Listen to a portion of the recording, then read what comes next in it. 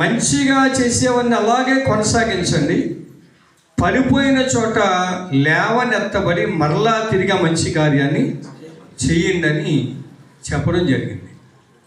ఈరోజు మీరు కూడా గతించిన సంవత్సరం అంతా ఎక్కడ పడిపోయారో ఈరోజు ఈ 3 దినాల కూటాల్లో తెలుసుకొని అక్కడ మరలా నువ్వు నిలబడితే దేవుడు నీ జీవితంలో ఒక ఉన్నతమైన ఆశీర్వాదాన్ని దేవుడు ఇస్తాడు. హల్లెలూయా. ఉపవాస కూటాలు ఎందుకు అంటే, నేను వాక్యం చెప్పి వెళ్ళిపోవడం, ఆయన కూటాలు పెట్టి ప్రార్థన చేసి మిమ్మల్ని పంపించేతానికి కాదు. మీ జీవితంలో సంవత్సరం అంతా ఏం పొరపాట్లు చేశాడు, ఏమి తప్పిదాలు చేశాడు, ఎక్కడ పడిపోయారు, సహవాసములు ఎంత నమ్మకంగా ఉన్నారు, సహవాసములు యథార్థంగా ఉన్నారా లేదా, ప్రార్థనలో యథార్థంగా ఉన్నారా లేదా, పరిశుద్ధతలో నమ్మకంగా ఉన్నారా లేదా, నీ నీతిని నువ్వు కాపాడుకున్నావా లేదా, అలాగే ఆతిథ్య విషయాల్లో నమ్మకంగా ఉన్నావా లేదా, దేవుడికి ఇచ్చే విషయంలో కృతజ్ఞత చెల్లించే విషయంలో నమ్మకంగా ఉన్నావా లేదా. ఈ 365 దినాలు సంవత్సరం అంతా నువ్వెక్కడ తప్పు చేసావు అది ఒక్కడ జ్ఞాపం చేసుకుని దాన్ని సరి చేసుకుని, ప్రభువా నేను ఈ కూటాల దగ్గర నుంచి ఈ రోజు నుంచి నేను ప్రారంభిస్తున్నాను, పడిపోయిన దగ్గర లేస్తాను, మరలా ఆ కార్యాన్ని నేను చేస్తానని ఒక మంచి తీర్మానం ఈరోజు మీకు రావాలి. యవ్వన బిడ్డలు కూడా ఎంతవరకు ఇన్ని సంవత్సరాల నుంచి మందిరానికి వస్తున్నాను నేను, అయితే నాకు రక్షణ లేదు, ప్రార్థన చేస్తున్నాను, వాక్యం చదువుతున్నాను, వింటున్నాను, కానీ నాకేమీ లేదు, రక్షణ లేదు. ఒకవేళ నువ్వు మారాలనుకుంటే కనుక వెంటనే ఏం చేయాలంటే, ఈ కూటాలు ముగించే లోపల ఏ రోజు నువ్వైతే మార్పు చెందుతావో, మారు మనసు పొందుతావో, వెంటనే దైవజనులతో మాట్లాడి మారు మనసు నిమిత్తమైన బాప్తిసం తీసుకొని దేవుని రాజ్యం కొరకు సిద్ధపడాలి. ఈ బాప్తిసం తీసుకోకపోతే దేవుని రాజ్యానికి వెళ్ళడానికి అవకాశం ఉండదు. కొంతమంది మూర్ఖత్వం ఎలా ఉంటుందంటే, సిలువలో దొంగ అప్పటికప్పుడు వెళ్ళిపోయాడు కదా, నేను ఆ టైంలో వెళ్ళిపోతానంటే, ఈ వాక్యం నేసే కాబట్టి సిలువలో దొంగకి అవకాశం ఎందుకైంది అంతవరకు తెలియదు కాబట్టి సిలువలో మారు మనసు పొందాడు. ఇంకా అతను దింపితే కాలు చేతులు ఎరగొట్టి చంపేస్తారు. ఆ అవకాశంలో తీసుకెళ్ళి బాప్తిసం కూడా. అందుకనే దేవుడు నేడే నాతో పరదేశంలో ఉన్నామన్నాడు. మనకు అవకాశం ఉండదు, ఎందుకంటే ఎంతకాలం చెందినా కదా బాప్తిసం ముందు అవకాశం ఉంది.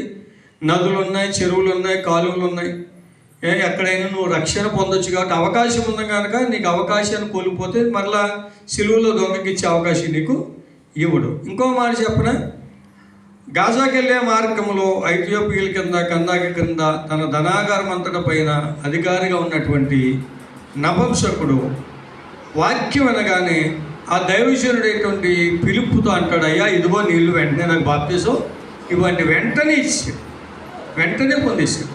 అలాగా మీరు యవనస్తులు ఇంకా పొందని వారు ఎవరైనా ఉంటే ఈ కూటాల్లో పొందడానికి సిద్ధపడిపోవాలి. ఎందుకంటే దేవుని రాకడ అతి సమీపంగా ఉన్నది. ఎందుకో తెలుసా అంటే, ఆయన రాకడ కొరకు మనం సిద్ధపడకపోతే కనుక మన జీవితాలు వ్యర్థంగా ఉంటాయి. ఎంత భక్తి చేసి నిత్య జీవాన్ని మనం పోగొట్టుకుంటాం. కనుక జాగ్రత్తగా దేవుని మాట వినండి. చూడండి ఒకసారి 2వ అధ్యాయము 1 నుంచి 7 వచనాలు మనం చదువుకుందాం. చదివేమో ఒక్కరు చదువునా. ఎఫెసులో ఉన్న సంఘపు దూతకు ఇలాగ వ్రాయి, 7 నక్షత్రములు తన కుడి చేత పట్టుకుని 7 దీపస్తంభముల మధ్య సంచరించు వాడు చెప్పు సంగతులేవనగా, నీ క్రియలను, నీ కష్టమును, నీ సహనమును నేనెరుగుదును. నువ్వు దుష్టులను సహింపలేవని అపోస్తులు కాకి తాము అపోస్తులమని చెప్పుకుని వారిని పరీక్షించి వారు అబద్ధికులని నువ్వు కనుగొంటివని, నువ్వు సహనము కలిగి నా నామము నిమిత్తము భారము భరించి అలయలేదని నేను ఎరుగుదును. అయినను మొదట నీకుండిన ప్రేమను నీవు వదిలితివి. నేను నీ మీద తప్పు ఒకటి మోపవలసి ఉన్నది. నువ్వు ఏ స్థితిలో నుండి పడతావో అది జ్ఞాపకం చేసుకొని మారు మనసు పొంది ఆ మొదటి క్రియలు చేయము. అట్లు నువ్వు చేసి మారు మనసు పొందితేనే సరి, లేని ఎడల నేను నీ వద్దకు వచ్చి నీ దీపస్తంభమును దాని చోట నుండి తీసివేతును. అయితే ఈ ఒకటి నీలో ఉన్నది, నికోలయితుల క్రియలు నువ్వు ద్వేషించుచున్నావు, నేను కూడా వీటిని ద్వేషించుచున్నాను. చెవి గలవాడు ఆత్మ సంగములతో చెప్పుచున్న మాట వినుగాక. జయించువానికి దేవుని పరదేశంలో ఉన్న జీవ వృక్ష ఫలములు భుజింపనిత్తును. చదవబడిన వాక్యము పరిశుద్ధాత్మ దేవుడు అందరి హృదయాల్లో ఆయన వివరించి ఫలింప చేయునుగాక. చిన్న ప్రార్థన. పరమ తండ్రి, పరిశుద్ధ ప్రభువా, నీకు వందనాలు. ఈ మాత్ర గ్రామాన్ని ప్రేమించి దైవజనుల అభిషక్తులు గారిని ఎన్నుకొని కొన్ని సంవత్సరాల నుంచి అనేక ప్రభునందు ప్రియులారా, నేను కొన్ని దినములకు పూర్వం, ఒక నెల 2 నెలలు అవ్వచ్చు, ప్రకటన గ్రంథాలు ధ్యానం చేస్తున్నప్పుడు నేను ఈ రోజున ఇక్కడ ప్రకటించడానికి పరిశుద్ధాత్మ దేవుడే ముందే తెలియజేశాడు. పరిశుద్ధాత్మ దేవుడు చెప్పమన్న వాటిని చెప్పడానికి ఇష్టపడతాను.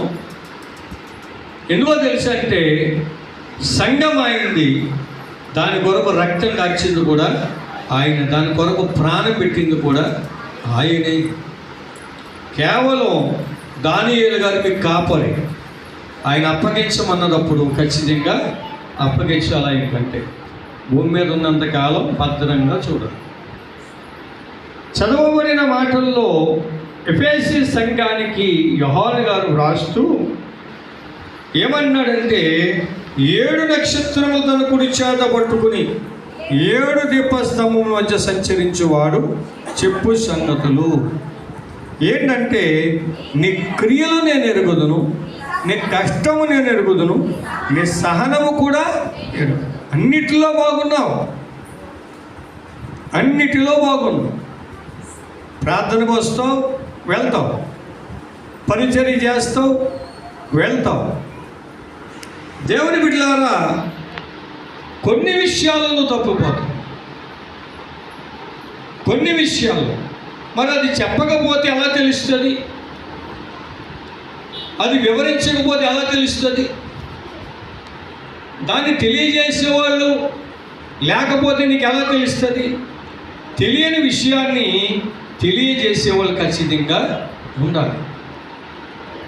తెలియని విషయాన్ని అడిగి తెలుసుకోవాలి, లేకపోతే ప్రభువు చెప్తున్నప్పుడు నువ్వు జాగ్రత్తగా వినాలి. నాకంతా తెలుసు అనుకుంటే అది గుడ్డి నమ్మకం, మూఢనమ్మకం. దేవుని బిడ్డలారా, నీ క్రియలు,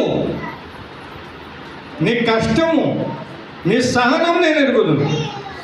మూడవది ఏంటో తెలుసు అంటే, దుష్టుల్ని సహిస్తలేదు. దుష్టులను కూడా ఈ సంఘం దూరం పెట్టింది. 4వది ఏంటో తెలుసు అంటే, అపోస్తులు అని చెప్పుకునే వారిని వాళ్ళ అబద్ధమైన అపోస్తులని సంఘం తెలుసుకుంది.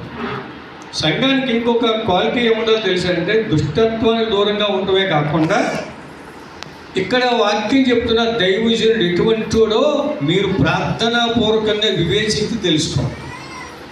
ఆ సంఘ కాకపోతే చెప్పాలయ్యా, ఆ వాక్యం చెప్పడానికి పిలిచిన దైవజనుడు మీకు దేవుని ఆత్మపూర్వకంగా ఆయన కనపడలేదు అనుకోండి, వెళ్ళి ఆయన ఇంకెప్పుడు కేకేయండి, ఆయన ఎప్పుడు పిలవు. ఎందుకో తెలుసు అంటే, అలాగ ఒక 10 మంది చెప్పిన విషయం వాళ్ళు చెప్పారని ఇంకొకరికి తెలియకూడదు, ఇంకొకరు చెప్పారని ఇంకొకరికి తెలియకూడదు. ఈ 10 విషయాలు 10 మంది ఒకసారి అవసరం వద్దు. వాళ్ళు వెళ్తా ప్రార్థన చేసుకుని, అయ్యగారు ఎందుకు ఆయనలో దేవుని ఆత్మలా కనపడలేదండి, లోకస్తుడిగానే ఉన్నాడు అనిపించిందని నాకు, ఒకసారి ప్రార్థన చేయండి. పిలవకపోతే మంచిది, నువ్వు చెప్పిన విషయం మిగిలిన వాళ్ళకి తెలియదు. ఎంతమంది చెప్పారో నీ సంఘ కాపురికి తెలుస్తుంది. ఆయన తెలుసుకునేమంటాడంటే, 10 మంది చెప్పారంటే దేవుడు వీళ్ళతో మాట్లాడాడు అని తెలుసుకుని ఆయన ఏం చేస్తాడంటే, అక్కడి నుంచి వారిని పిలవడం మానేస్తాడు. సంఘం ఎలా తెలుసుకోవాలి? ఈ సంఘం అటువంటి క్వాలిటీ కలిగిన సంఘంగా ఉంది, అద్భుతకరంగా ఉంది. దొంగ బాధకులు ఎవరో, వేషధారులు ఎవరు? ఏమండి, గొర్రె చర్మం కప్పుకుని నేను ఇలాగా అనుకుని తిరిగే వాళ్ళు ఎవరు? ఈ సంఘం కనిపెడతాం అబద్ధికులని తెలుసుకుని తర్వాత నీవు సహనము కలిగి, సహనం సంఘానికి ఏముండాలట? యేసు నామములు అనేక శ్రమలు ఇబ్బందులు అవుతాయండి. సంఘానికి వచ్చినప్పుడట సహనం కలిగి ఉందంట. ఏం కలిగి ఉందండి? ఒక స్త్రీ ఒక అమ్మాయి పెళ్లి చేసుకుందండి. ఆ కుటుంబం బాగా నిలబడాలంటే ఏముండాలి? ఈ అమ్మాయికి అదే చిన్న శోధన కలిగిందని, చిన్న దెబ్బ కొట్టాడని, చిన్న తిట్టు తిట్టాడని మాట్లాడితే చెప్పులు జోడించేసి బ్యాగ్ తగిలించుకొని హ్యాండ్ బ్యాగ్ వేసుకుని గబగబా పరిగెట్టుకెళ్ళిపోతున్నాడు అమ్మగారింటికి. నీ కుటుంబం ఇంకెక్కడ నిలబడుతుంది? పోనీ వెళ్ళిపోయిన పిల్లని తప్పో ఒప్పో అన్నీ నిలబెట్టి రోడ్డు మీద నిలబెట్టి ఇంట్లోకి రాకముందే అడిగి నువ్వు ఎందుకు వచ్చావేంటి అని అడిగి తల్లిదండ్రుల రా తర్వాత చూసుకుందాలని లాగేస్తున్నాను. యథార్థమైన మాట చెప్తున్నాను నేను. మా పిల్లలు వస్తారండి, సంతోషంగా వస్తే పూర్తి ఆహ్వానం అంటారు. వాళ్ళు ఏదైనా ఇబ్బందితో వచ్చారని తెలిస్తే ఇప్పుడు నువ్వు రావడం కరెక్ట్ కాదు, వెంటనే ఇంటికి వెళ్ళిపో అని చెప్తాను. నాకు 3 కూతుళ్ళు, వాళ్ళు అడిగితే చెప్తారు. నిజమే, రానవను. ఎందుకో తెలుసా అంటే కుటుంబం కట్టడానికి ఇచ్చాను, కట్టుకోవాలంతే, కట్టుకోవాలి. ఇప్పుడు సుధాకర్ బాబుకి ఒక ఏరియా చూపించి బాబు ఈ ఏరియా అంతమంది నీ దిగులకి ఎవరు రారు కట్టుకో అన్నారు అనుకో, ప్రయాసపడి సహనం కలిగి శ్యామల సుధాకర్ పిల్లలు కష్టపడి వాళ్ళు ఏం చేస్తారో తెలియదు కానీ కష్టపడి కట్టుకోవడం అంతే. కట్టుకోవాలంతే, చూపించే వరకే కట్టుకోవాలి. మెంటే దేవసాయం గారని మా చింతాదేవి గారు కొడుకు కొవ్వూరు రాజీవ్ కాలనీ చూపించాడు. ఇక్కడ నేను ప్రారంభించాను కానీ ఎవరు వస్తలేదన్నారు. నువ్వు చేస్తావా అన్నారు. సరే వెళ్ళాను. ప్రార్థన చేసుకుని కొన్ని రోజులు వెళ్తే ప్రభు అన్నాడు, నువ్వు అక్కడికి వెళ్ళి సేవ ప్రారంభించు, ఎవరి దగ్గరికి వెళ్ళకో, అందరూ నీ దగ్గరికి వస్తారని చెప్పారు. అక్కడ మోకరించి 2 షుగర్ పేషెంట్లు వేసుకుని ప్రార్థన చేసేవాడు. వాళ్ళిద్దరూ చెరుకు రూపాయి వేసేవాడు. 2-3 సంవత్సరాలు చాలా తిప్పలు పడ్డారు. ఆ తర్వాత ఒక్కరికి బాప్టిజం ఇచ్చాడు. అక్కడి నుంచి బాప్టిజాలు స్టార్ట్ అయినాయి.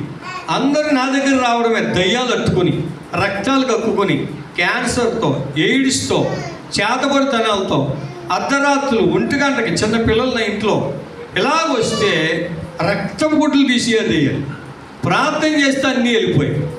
అలాగ అందరూ కూడా రక్షణ పొందడం, మార్పు చెందడం, సంఘంలోకి రావడం, సంఘముగా కట్టడం, ప్రయాస, సహనం, ఓర్పు. యేసుక్రీస్తు నామములో నీ ఇంట్లో శోధన వచ్చిందనుకో, సహనం కలుగుండు. శోధన వచ్చిందని ఎవరి ద్వారా శోధన వచ్చిందని ఆలీల తెట్టుకో. దేవుని వాక్యం ఏం చెప్తుంది? శోధన సహించువాడు ధన్యుడు. సహించాలి. ఈ సంఘానికి ఏ గుణం ఉందంటే యేసుక్రీస్తు నామములో ఏ శోధన వచ్చినా సహించే గుణం ఉన్నది, సహించే గుణం ఉన్నది. ఇంకా కిందకంటాడు, నా నామము నిమిత్తము భారము భరించి. ఏంటంట? ఆయన నామం నుంచి భారం భరించాలి. మరి సంఘం భారము కలిగి ఉందంట. మరి నువ్వు సంఘంగా ఉన్నా ఏ భారం కలిగి ఉన్నావు? ఏ భారం కలిగి ఉన్నావు? నీకు కూడా ఏముండాలి?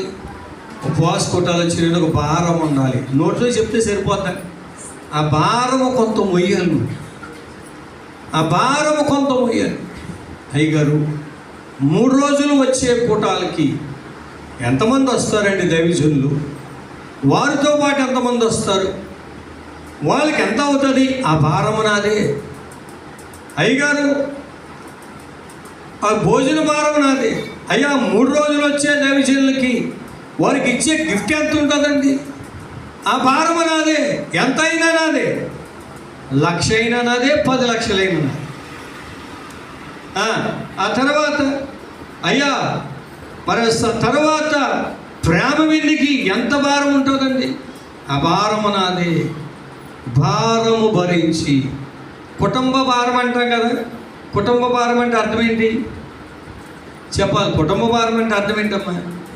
భార్యని, బిడ్డల్ని పోషించడం, వాళ్ళకి కావలసినవన్నీ ప్రొవైడ్ చేయడం, వాళ్ళకి కావలసినవన్నీ సిద్ధపరచడం. నాన్న స్కూల్కి వెళ్తున్నాను, స్నాక్స్ లేవు అనకూడదాడు, సిద్ధం చేయాలి. డాడీ స్కూల్కి వెళ్తున్నాను, క్యారేజీ సరైనది లేదు అనకూడదు, వారికి క్యారేజీ రెడీ చేయాలి. నాన్నగారు నేను స్కూల్కి వెళ్తున్నాను, సరైన బుక్స్ లేవు, బుక్స్ అడగకముందే రెడీ చేయాలి. అది భారం అంటే. పెళ్లి చేసుకుని భార్యాభర్తలు జట్టా పట్టాలు వేసుకుని వెళ్తే అది భారం కాదు. కావలసినవన్నీ ఆ భర్త అన్ని సమకూర్చాలి. భార్య కూడా తెచ్చిన వాటిని భారముతో జాగ్రత్తగా వాటిని కాపాడుకోవాలి. ఈ సంఘంకి దేవుని కృపలో దేవుని నామాన్ని బట్టి భారము భరించేటువంటి కృప కూడా దేవుడు ఇచ్చాడు.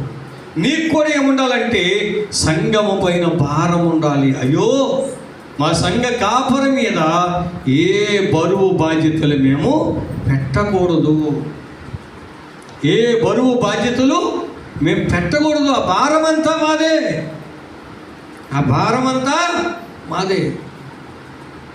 ఒకసారి పౌలు గారు సముద్రములో రక్షింపబడి ఆయన ప్రాణాలు రక్షించుకొని చాలామందిని కూడా ధైర్యపరిచి ఒక ద్వీపములో ఉండి వెళ్తున్నప్పుడు అక్కడ ఉన్నటువంటి ఒక ఆయన, అక్కడ ప్రజలు ఏం చేశారో చూడండి, ఒకసారి చదువుదాం. అపోస్తలుల కార్యాల పుస్తకం 28వ అధ్యాయం 7వ వచనం నుంచి. పొప్లి అని ఒకడు ఆ ద్వీపములో ముఖ్యుడు, అతనికి ఆ ప్రాంతములో భూములుండను. అతడు మమ్మను చేర్చుకొని 3 దినములు స్నేహభావముతో ఆతిథ్యం ఇచ్చాను. అప్పుడు పొప్లి యొక్క తండ్రి జ్వరము చేత రక్తవేది చేతను బాధపడుచు పండుకొని ఉండను.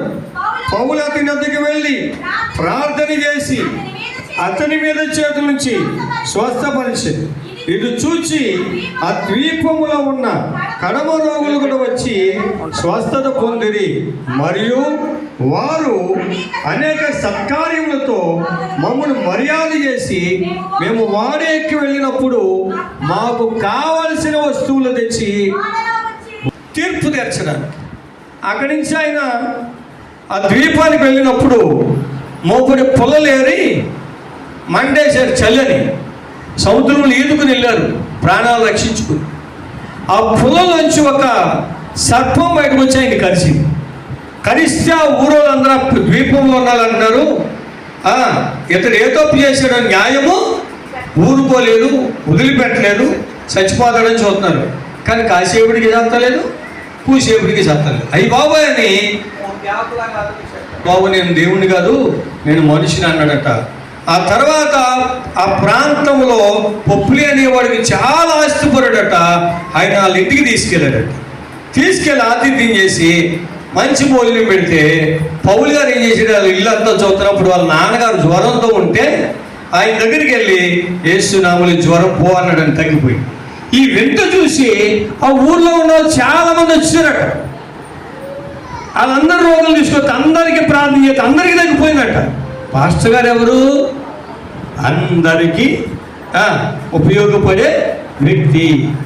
రోగాల మీద చేయించితే తగ్గిపోతాయి, దయ్యాలు పట్టుకున్న వాళ్ళ మీద చేయించితే దయ్యాలు పారిపోతాయి, కష్టాల్లో ఉన్న కొరకు ప్రార్థన చేస్తే కష్టాలు తొలగిపోతాయి, శ్రమల్లో ఉన్న వారి కొరకు ప్రార్థన చేస్తే వారి శ్రమలు తొలగిపోతాయి. దేవుని బిడ్డలారా, ఇంకా రకరకాల ఇబ్బందుల్లో ఉన్నవారి కొరకు ప్రార్థన చేస్తే వాళ్ళ ఇబ్బందులన్నీ దైవజనుడు దేవుడు ఎలాగ వాడుకుంటాడు. సంఘం అయితే ఎలాగ ఉండాలి.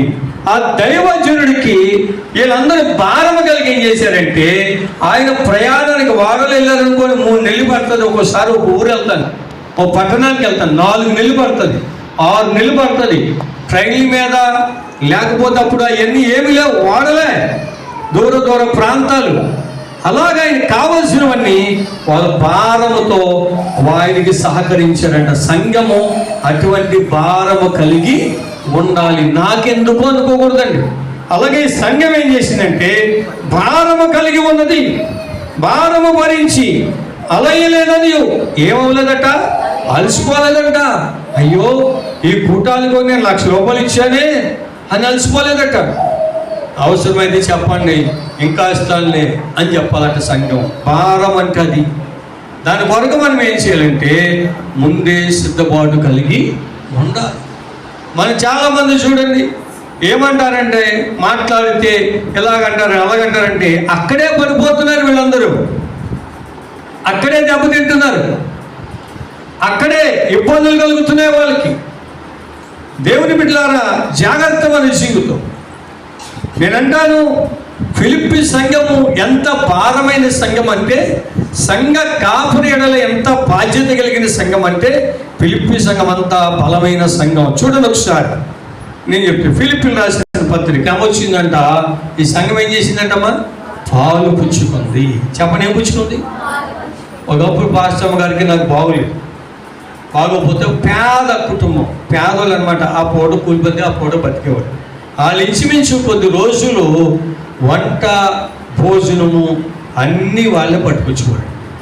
ఎవరికి? నాకు, మా పాస్టమ్మ గారు వాళ్ళే పట్టుకొచ్చేవాడు. ఇంకొక ఆవిడ ఉంది, పేద ఆవిడ, వెదవరాలు. ఆవిడ ఏం చేసేదంటే రోజు ఏదో టైంలో కనపడి ఓ రోజు కూరగాయలు, ఒకరోజు ఆకుకూరలు, ఒకరోజు కోడిగుడ్లు, దశంభాగం కాక పైన అన్ని అలా కట్టుకొచ్చి మమ్మల్ని చూస్తాం. నేను సంఘంలో చెప్పాను, ఈ నెల అంతా కూడా ఒక ఇద్దరు పేర్లు చెప్పకుండా వాళ్ళు నన్ను పోషించారు. సేవకునికి శ్రమ వచ్చినప్పుడు సంఘము భారము భరించాలి. ఎందుకో తెలుసంటే సంఘము నడిపించడానికి దేవుడు ఎన్నుకున్న నాయకుడు సంఘకారు. ఆ సంఘమే చూడాలి, ఆ దైవజనుడు ఆ భారం భరించాలి, ఆ బాధ్యతను తీసుకోవాలి. దేవుని బిడ్డలారా, అలసిపోలేదండి ఆ భారం తీసుకుని. ఇంకా చూస్తే అంటారు, చదివితే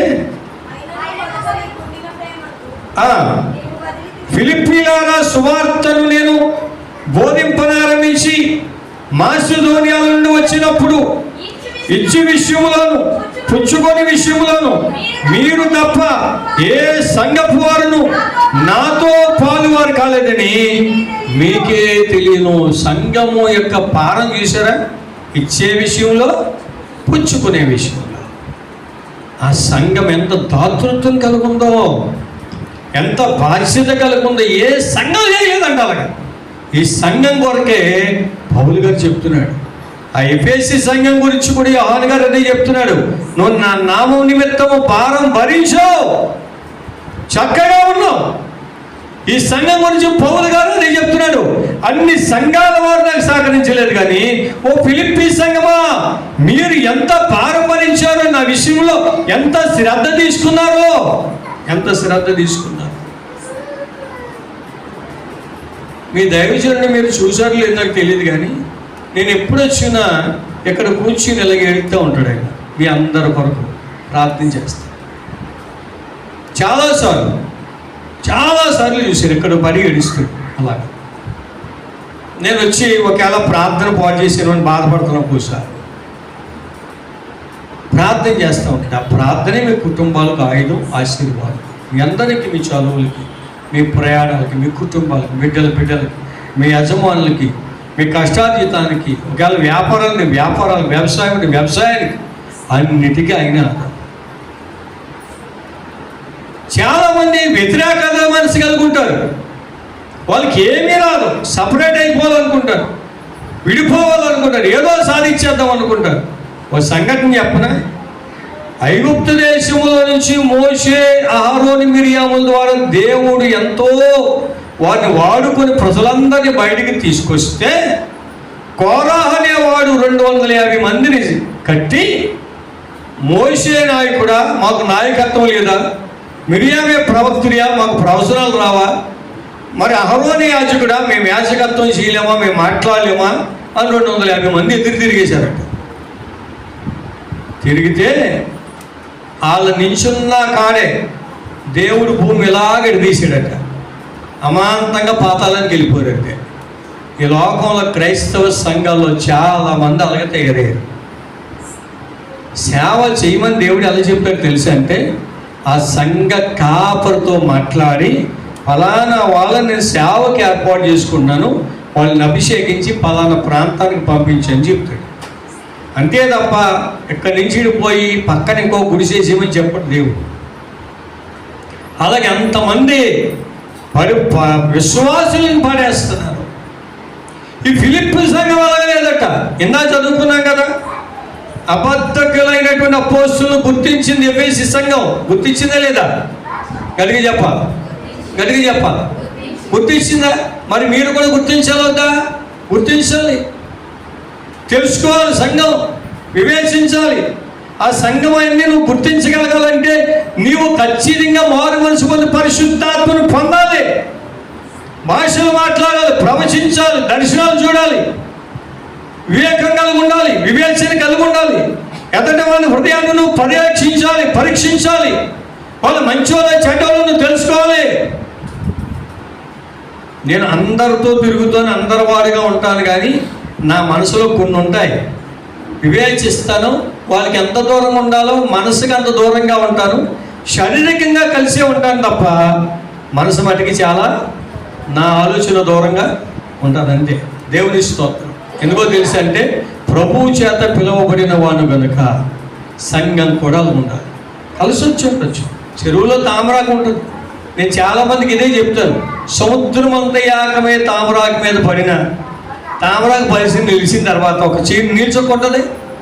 చెప్పాలి, నిల్చకుంటుందా? సముద్రం గెలిచిందా, తామరాకు గెలిచిందా? అదే పరిశుద్ధుడు. అంతే. లోకంలో మునిగిపోయి అనుకుంటాడు, కానీ నీతిమంతుడు 7 మార్లు పడినా లేస్తాడు, లేస్తాడు. అలాగే జీవిస్తాను నేను కూడా.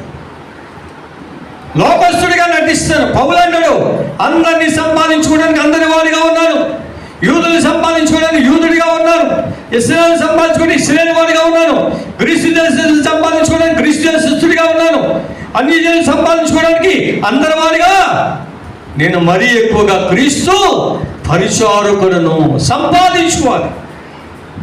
ఎవరిని? ఏమండి, ఎవరు కాలి ఏమనే తీరిగా ఒంటరిగా ఉండి ఏం చేస్తాం? ప్రభు అంటాడు, వారిలో ఒంటరైన వాడు 10 వందలుగా మార్చబడతాడు. గట్టిగా దేవుడికి స్తోత్రం చెప్పండి. హల్లెలూయా. నేనంటాను, దేవుని సంఘమా, ఏ సంఘపు వారు నాకు చేయలేదమ్మా, మీరే చేశారని ఫిలిప్పీ సంఘం గురించి పౌలు గారు ఎలా చెప్పాడో మీ దైవజనుడు మీ కొరకు కూడా అలా చెప్పగలగాలి. ఎఫెసీ సంఘం గురించి యోహాను గారు ఎలా చెప్పాడు, మీరు అలా లేదు, మంచి క్రియలు చేశారు, కష్టం సహించారు, శ్రమలార్చారు, దుష్టులకు దూరంగా ఉన్నారు, అబద్ధకులైనటువంటి అపోస్తులను గుర్తించారు, అన్నీ బాగున్నాయి, అలాగే ఉండనివ్వండి, అలాగే చేయండి అని చెబుతూ ఏమంటాడంటే, నీలో ఒక లోపం ఉంది. చెప్పండి, ఏముంది? చెప్పాలి, ఏముంది? అదే నేటి సంఘాల్లో సరి చేసుకోలేకపోతున్నారు. వాళ్ళు ఆ లోపాన్నే సరిదిద్దుకోలేకపోతున్నారు, ఆ లోపాన్నే సవరించుకోలేకపోతున్నారు, దాన్ని సరి చేసుకోలేకపోతున్నారు, ఆ మార్గాన్ని చక్కబరుచుకోలేకపోతున్నారు. దేవుని బిడ్డలారా చూడండి, అక్కడ ఏమంటాడు యోహాను మళ్ళీ ప్రకటన గ్రంథం, అయినను మొదట నీకుండిన ప్రేమను నీవు వదిలివని నీ మీద తప్పు ఒకటి. మొదటి ప్రేమ లేదంట. ఏం లేదంటమ్మా? చెప్పలే, ఏం లేదు. దైవజనుడి మీద మొదటి ప్రేమ ఎంతమంది కోల్పోయారు చూసుకోండి ఈరోజు మీరు. అందుకే దేవుడు మాట్లాడుతున్నాడు. అది మొదట ఉన్నంత ప్రేమ మీ దైవజనుడి మీద పుల్లేదు. కొంతమందికి అసూయ, కొంతమందికి ఎలాగా అయ్యగారి మధ్య మారిపోరు. వీళ్ళ మారిపోరని చెప్పుకుంటలేదు, వాళ్ళ మారిపోయారు. అది అమ్మా, వాళ్ళ మారిపోయారు. ఎవరు మారిపోయారు చెప్పండి? ఎవరు మారిపోయారు?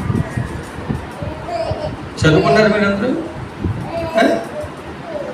ఇంగ్లీష్ రాలేదు నీకు, మాస్టర్ కొట్టాడు. చదివానే కొట్టేస్తున్నాడు, రోజు అడిగితే అడగమంటుంది. వీళ్ళ తల్లిదండ్రులు పాప వెళ్ళారు.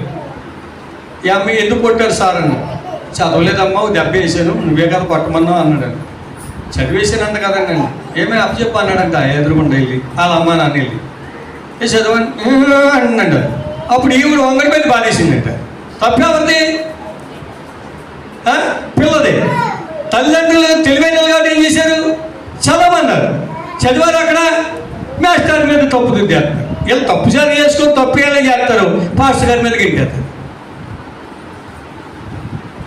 తప్పు సరి చేసుకోరు. మా నాన్నగారు పరీక్షలు రాయగానే వచ్చి రాగానే ఒరే అక్కడ రాసి నేను ఇక్కడ రాయని పసి పేపర్ ఎత్తి రాయమంటే ఏమి రాస్తాం. అందుకే 10th క్లాస్ 4 సార్లు ఫెయిల్ అయిపోయింది. టోటల్ మార్కులు ఎంతో తెలుసా? 73 4 సార్లు రాస్తే. అది నా చరిత్ర. తప్పెవరిది? నేను చదువుకోలేదు. ఆయన డబ్బు ఖర్చు పెట్టాడు, మంచి భోజనం పెట్టాడు, మంచి బట్ట ఇచ్చాడు. ఇంకేంటి ఇస్తాడు తండ్రి ఇచ్చేది? నీ కొరకు ప్రార్థన చేస్తున్నాడు, నీ కొరకు ఉపవాసం ఉన్నాడు, కడుపు కట్టుకుంటున్నాడు, అన్నీ చేస్తున్నాడు. మళ్ళీ ఆయన మీద తప్పు మోపుతావా? నీ మీద తప్పు ఒకటి మోపాలి. మొదటి ప్రేమ వదిలావు. మొదటి ప్రేమ లేదు నీకు. మళ్ళీ మనం ఏం చేద్దాం తెలుసంటే, ప్రేమించేదా యేసు రాజా నిన్నే ప్రేమించేదా. పక్కన చెప్పలేదు. ప్రేమించేదా యేసు రాజా నిన్నే ప్రేమించేదా. ప్రేమించేదా ప్రేమించేదా ప్రేమించేదా ప్రేమించేదా నా ప్రాణమున్నంత వరకు మహిమలు చేరే వరకు. హల్లెలూయా. ఏమంటారు? నా ప్రాణం ఉన్నంత వరకు నేను మహిమలోకి వెళ్ళే వరకు. మెట్లు దిగాక తిట్టేసుకుంటారు, వీళ్ళు ప్రేమించేస్తారంట. పాట పాడితే పాటకి విలువ ఉందా? చెప్పని విలువ ఉందా? విలువ లేదు. విలువ లేని పాట ఎందుకండి? విలువ లేని యొక్క జీవితం ఎందుకంటే మనకి? అందుకే అంటున్నాడు, నువ్వు మారు మనసు పొందు. ఎక్కడ పడిపోయావో అక్కడ మారు మనసు పొందు. మనకేసి ఏం చేయాలి? బైబిల్ సంవత్సరం అంతా చదవలేదా? ఈ రోజు నుంచి చదవడం ప్రారంభించి ప్రతిరోజు 3 అధ్యాయాలు, ఆదివారం 5 అధ్యాయాలు చదివితే ఈ రోజు వేసుకుంటే మళ్ళా వచ్చే సంవత్సరం ఈ రోజుకి బైబిల్ పూర్తవుతుంది. చదువు. అర్థం కాలేదు చదువు. అర్థం కాదు ఇంకా చదువు. అర్థం అవ్వడానికి అక్కడ ఆగిపోకు. చదువుతా ఉండు. నీకు అర్థమవుతుంది. నీకు అర్థమవుతుంది. మళ్ళా అలాగే చదవడం కాకుండా రోజు ఉదయము కీర్తన, సాయంత్రం సామెతల గ్రంథం చదువు. ఆరాధన చేయడం, ప్రార్థన చేయడం ఉదయం వస్తుంది. రాత్రి చదివిన సామెతల గ్రంథం ద్వారా జ్ఞానం వస్తుంది. నేర్చుకుంటావు. నువ్వు చదవు, బైబిల్ వాక్యం తెలుసుకోవు. ఏదో గుడ్డోలాగా ఇన్నేసి మోగోలాగా మాట్లాడుకోకుండా చెవుడోలాగా అలాగేదో వెళ్ళిపోతే నీకేం తెలుస్తుంది? అందుకనే మొదట ఉన్న ప్రేమ నువ్వేం చేసావు? మొదట ఉన్న ప్రేమ ఉండాలి. ప్రార్థన అనగానే 10 గంటలకమ్మా ప్రార్థన అన్నారనుకో, నువ్వు 9:30కు వచ్చి మోకరించేదానికి అంత ముందు. ఇప్పుడు ఏం చేస్తున్నావు? 11:30కు వస్తున్నావు. అంటే ఏమైపోయింది? మొదటి ఆసక్తి పోయింది. ఇంతకు ముందు ఉపవాస కూటాలని చెప్పగానే అయ్యా 3 రోజులు పరిచర్య నాదేనండి కింద అన్నావు. ముందే వచ్చేసావు. ఇప్పుడేం చేస్తున్నావు? పరిచర్య నాదే అన్నాను, నువ్వు 100 అడుగులు వెనక్కేస్తున్నావు. అంటే తొలికేగిపోయి అడిగేమో ఏం చేస్తున్నావు? నువ్వు కానూరు వైపు వెళ్తున్నావు అనమాట. అది తప్పు చేస్తున్నావు. పడిపోయేవాళ్ళు లెగడం లేకపోతున్నావు. అది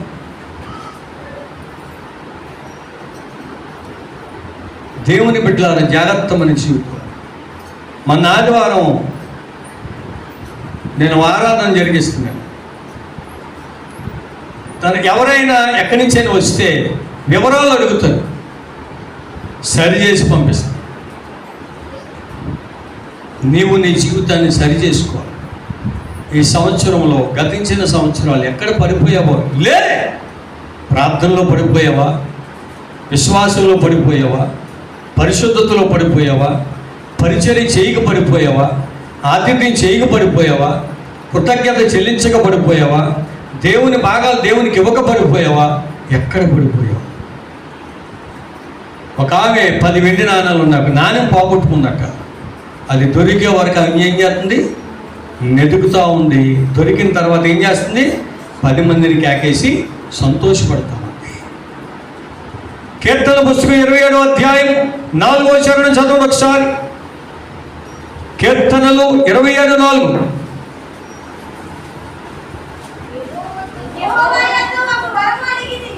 యెహోవా యొక్క ఒక వరం అడిగి తిని దానిని నేను వెదుకుచున్నాను. యెహోవా ప్రసన్నతను చూచుటకును ఆయన ఆలయములో ధ్యానించుటకును నా జీవిత కాలమంతయు నేను యెహోవా మందిరములో నివసింపగోరుచున్నాను. గట్టిగా చెప్పకూడదు చేసేకి. దావీదు గారు ఒకడు పోగొట్టుకున్నాడట, ఒకటి అడిగాడంటే దేవుణ్ణి, అది అడిగాడట. ఆయన ఎంతవరకు అడుగుతున్నాడంటే అది దొరికే వరకు నేను మందిరంలోనే అడుగుతాను. చెప్పండి అందరూ, అది దొరికే వరకు. ఆ ప్రశ్నకి జవాబు వచ్చే వరకు ఎక్కడ ఉండాలి స్టూడెంట్స్? టీచర్ దగ్గర ఉండాలి, సబ్జెక్ట్ చెప్పే వాళ్ళ దగ్గర. ఎక్కడ ఉండాలి? స్టూడెంట్స్ అన్నాను కదా నేను, బిల్వర్స్ అనలేదు. ఎక్కడ ఉండాలి? ఆ సబ్జెక్టే వచ్చే వరకు ఎక్కడ ఉండాలి? ఆ సబ్జెక్టు టీచ్ చేసే వాళ్ళ దగ్గరే ఉంటే వస్తుంది. అలాగే భక్తిలో పడిపోయావా, మందిరంలో ఉంటే వస్తుంది. ప్రార్థనలో పడిపోయావా, మందిరంలో ఉంటే వస్తుంది. పరిచర్యలో పడిపోయావా, మందిరంలో ఉంటే వస్తుంది. వాక్యం వినాలను, అది దొరికే వరకు, అది పొందుకునే వరకు నువ్వు ఎక్కడున్నావట? మందిరంలోనే ఉండాలి. శిష్యులతో దేవుడు ఒక మాట చెప్తాడు, యేసుప్రభువు, మీరు పైనుండి శక్తి పొందుకుంటేనే కానీ యెరూషలేము దాటి మీరు వెళ్ళకండి. అలాగే నీ సంఘములో దేవుని ఆత్మను, వివేకము, వివేచన అన్ని పొందుకుంటేనే కానీ నువ్వు లోకములో నిలబడలేవు. ఎందుకో తెలుసా? లోకము వేరు, లోకం మాటలు వేరు, దేవుని పిల్లల మాటలు వేరు. లోకములో నిలబడగలంటే దేవునిలోను బలమైన శక్తివంతులుగా మీరు మార్చబడాలి, అప్పుడే నిలబడగలరు. లోకం 100 మాట్లాడితే నీ ఒక్క మాట 1000 మాటలకు సమాధానం అన్నమాట. నీ జోలికి ఎవరు రాలేరు. ఎక్కడ పడిపోయావు? చాలా విషయాలు చెప్పారు.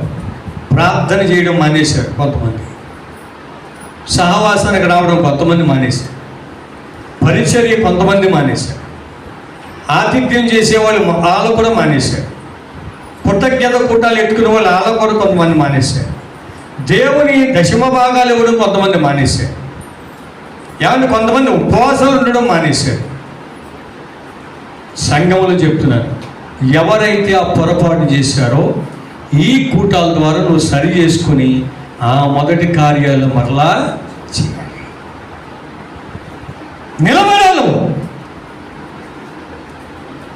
అంతే తప్ప దానియేలు జీవితంలో దేవుడు ఎలా చేశాడు, అబ్రాహాము జీవితంలో దేవుడు ఎలా చేశాడు, శారా జీవితంలో దేవుడు ఎలా చేశాడు, నీ జీవితంలో దేవుడు ఎలా చేయను గాక ఆమె కోట ముగించేసి పంపించేస్తే నీకేమవుతుంది? అబ్రాహాంకి అలా చేసాడంట, వీళ్ళు ఎలా చేశాడంటే తెలియని లేమంటే మరి నాకేం చేస్తాడు అయ్యారని అడిగారు అనుకున్నప్పుడు ఏం చెప్తాడు ఈయన? ఏం చెప్తాడు ఈయన? నీకేదో చేయడానికే చెప్తున్నాను నేను. నీకేదో చేయడానికి దేవుడు ఈ కూడికి ఏర్పాటు చేశాడు.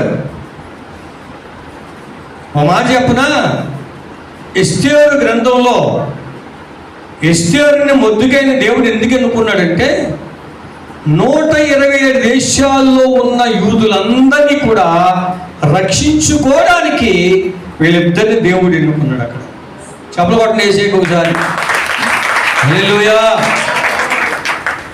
అన్ని సంఘాలు కూడా నాకు గుర్తు, కానీ ఈ మార్పులో దేవుడు ఏదో ఒక గొప్ప కార్యం చేయడానికి దేవుడు ఆయన ఎన్నుకున్నాడు. ఒకప్పుడు నేను వచ్చినప్పుడు ఇంటికి దారబంధాలే లేవు, తలుపులే వేసుకుంటారు. ఇక్కడ పెడితే అష్కనజ్ గారు ఏమైనా ఫీల్ అయిపోతాడేమో అనుకుని నన్ను ఒక మంచి ఇంట్లో పెట్టారు 3 రోజులు. మళ్ళీ పరిచర్యకు పిల్లలు. నేనేమనుకోనండి, నా సేవ ఎక్కడో తెలుసా? పందుల మధ్య. ఎవరి మధ్య? అక్కడ 3 సంవత్సరాలు చేసి పందులు అక్కడ గుడిసెలో ఉంటే నేను ఇక్కడ కింద కూర్చుని అలా భోంచేసేవాడు.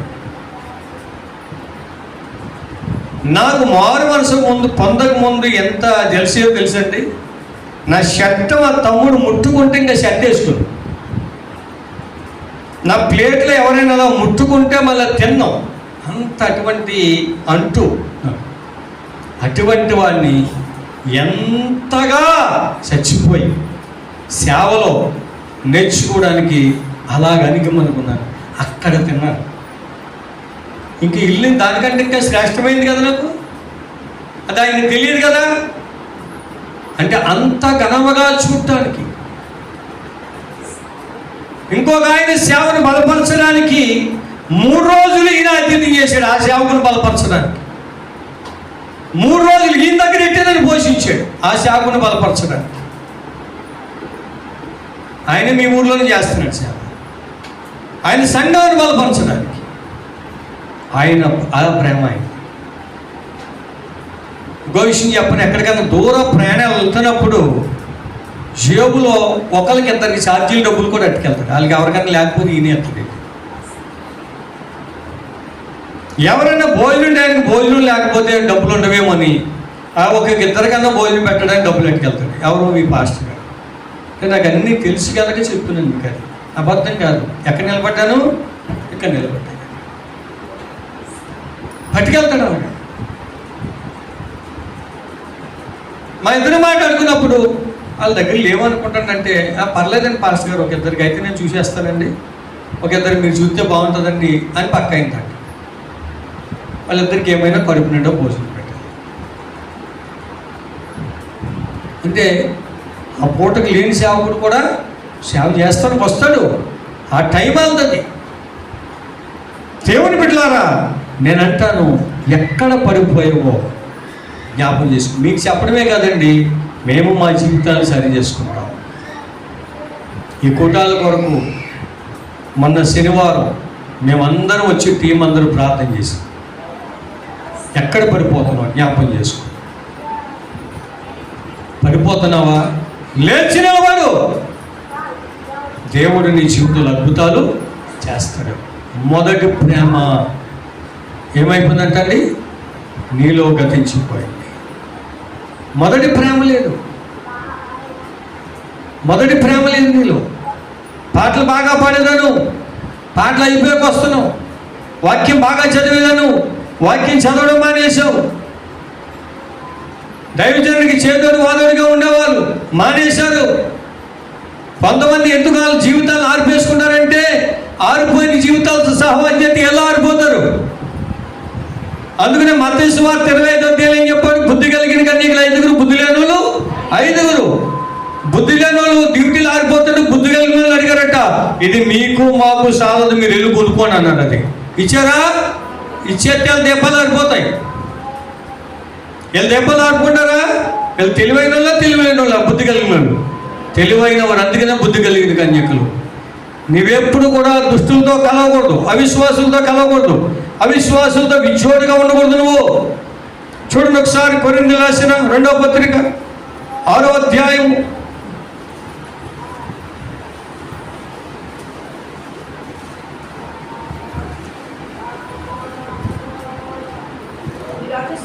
14వ వచనం. మీరు అవిశ్వాసులతో చూడగా ఉండకూడి, నీతికి దుర్నీతితో ఏమి సాంగత్యము, వెలుగునకు చీకటితో ఏమి పొత్తు, క్రీస్తునకును బెలియాలతో ఏమి సంబంధము, అవిశ్వాసతో విశ్వాసికి పాలెక్కడిది. ఇక్కడ ఆగుదా ఉండి ఒకసారి. అవిశ్వాసులతో అమ్మా ఉండొచ్చా ఉండకూడదా? ప్రార్థన చేయలేని వాళ్ళతో ఉండొచ్చు. మనం ఉన్న ప్రార్థన ఆరిపో. బైబిల్ చదవలేని వాళ్ళతో ఉండొచ్చా? చదవడం మనం మానేస్తాం. సెల్ ఫోన్ నీకు అలవాటు లేవు, సెల్ ఫోన్తో బాగా అలవాటు పడిపోయిన వాళ్ళతో ఉండొచ్చా? ఈ జబ్బు నీకు అనుకుంటుంది ఎయిడ్స్ రోగం లాంటిది, ఇది టీవీ జబ్బు లాంటిది. ఇది నిన్న నేను బార్బర్ షాప్కి వెళ్ళి అక్కడ నుంచి ఉంటే తల్లి పిల్లడు కటింగ్ వేస్తుంది. వాళ్ళ నాన్న వచ్చి పిల్లలు ఎత్తుకుని నించున్నాడు. ఇప్పుడు ఏం చేయాలని తెలిసి అంటే, నోట్లో చాక్లెట్ ఎట్టి, సెల్ ఫోన్లో బొమ్మలు ఎట్టి చూడమంటుంటే వీడేమో పెంచుకోవాలి ఎట్టేస్తున్నాడు. తల్లే చూపిస్తుంది సెల్ ఫోన్ ఇడికి. అంటే కటింగ్ వేయించుకునేవారు కన్నా. వాడు అబ్బాయి కూర్చో అంటలేదు, చూడు బావా చూడని మళ్ళా హ్యాండ్ బ్యాగ్లో చాక్లెట్ పెట్టుకొచ్చి ఆ ఎంటుకలతో తినేస్తున్నాడు. వాడు ఇంటికి అయిపో ముఖం అంతా ఆ తల్లలో పాటు చేస్తుందండి. ఒకవేళ వాళ్ళతో చెప్పామనుకో పిల్లాడు కదండి అంటారేమని, ఎందుకులే మళ్ళీ అటువంటి వాళ్ళతో మనకెందుకు అని నేను మాదులుకొని నువ్వు కూర్చున్నాను. అవిశ్వాసులతో నీకు జత ఎందుకు? సినిమా వాళ్ళు చూసే వాళ్ళతో జత ఎందుకు నీకు? అబద్ధాలాడి వాళ్ళతో జత ఎందుకు నీకు? సీరియల్ చూసే వాళ్ళతో జత ఎందుకు నీకు? ఆత్మాన ఆశము కోసం వెంకము పొల్లమని కొండలు చెప్పే కొండగత్తులు ఉంటారు, బైబిల్లో ఉంటుంది అన్నమాట. వాళ్ళతో నీకు జత ఎందుకు? నువ్వు దేవుని పిల్లవు, నువ్వు వాళ్ళతో జతగా ఉండకూడదు. నువ్వు వాళ్ళతో జతగా ఉంటే నువ్వు పడిపోతావు. అందుకనే కింద అంటాడు, దేవుని ఆలయమునకు విగ్రహములతో ఏమో పొందిక, మనము జీవము గల దేవుని ఆలయమై ఉన్నాము. ఎవరంటే మీరే దేవుని ఆలయము. ఇది సమాజ మందిరం. ఆలయం ఎవరు చెప్పండి? మీరే. మీ హృదయంలో యేసయ్య ఉంటాడు. మీ హృదయంలో యేసయ్య నిలిచి ఉండాలంటే మొదటి ప్రేమ నీలోకి మళ్ళీ రావాలి. ఆ మొదటి క్రియలు మరలా నీవు చేయాలి. ఆ మొదటి ప్రార్థన మరలా చేయాలి. పేతురు యేసు ప్రభుతో అంటాడు, నీతో సావడానికైనా సిద్ధమే అన్నాడు. ఈరోజు కోడి కొయ్యుకు మునిపే నువ్వు నన్ను ఎరగనని 3 సార్లు అబద్ధం ఆడతావు అన్నాడు. సేవనైనా స్వస్థానికి అబద్ధం ఆడునాయి అన్నాడు. అంతే. కోడి కూసే లోపల 3 సార్లు ఏమన్నాడు? ఆయన ఎవడో నాకు తెల్లన్నాడు. 3వసారి పశ్చాత్తాపడి ఏడుపుతున్నాడు. ఏం చేస్తాడు? ప్రభు ఏమో ఈయన పేరు మీద సంఘం కట్టేస్తాడు. ప్రభు వాగ్దానం చేసిన నమ్మ దగ్గర వాడు కదా. వాగ్దానం చేసిన వాగ్దానము దేవుని బిడ్డలను నెరవేర్చగలిగే దేవుడు ఆయన. వాగ్దానాన్ని నెరవేరుస్తాడు. నేనంటాను దేవుని బిడ్డలారా, జాగ్రత్త మనిషి వాగ్దానాన్ని నెరవేరుస్తాడు. పేతురు అలాగే చనిపోయిన తర్వాత, యేసయ్య చనిపోయిన తర్వాత ఆయన లేడు కదని చెప్పి వల తాడు పట్టుకుని వెళ్ళిపోయాడు. యేసయ్య తిరిగి లేచిన తర్వాత ఆ పేతురు దగ్గరికి వెళ్ళి పేతురికి కనపడి, పేతురు నువ్వు నన్ను ప్రేమిస్తున్నావు అని అడిగాడు 3 సార్లు. 3వసారి వ్యసన పడిపోయాడు. అదేంటయ్యా నేను ప్రేమిస్తున్నా అన్నాడు. 3 సార్లు ఏం చెప్పాడు తెలుసా? నా గొర్రె పిల్లలు మేపు, నా గొర్రెలను కాయన్నాడు. ఆ తర్వాత యేసు ప్రభు ఆరోహణం అయిపోయాడు.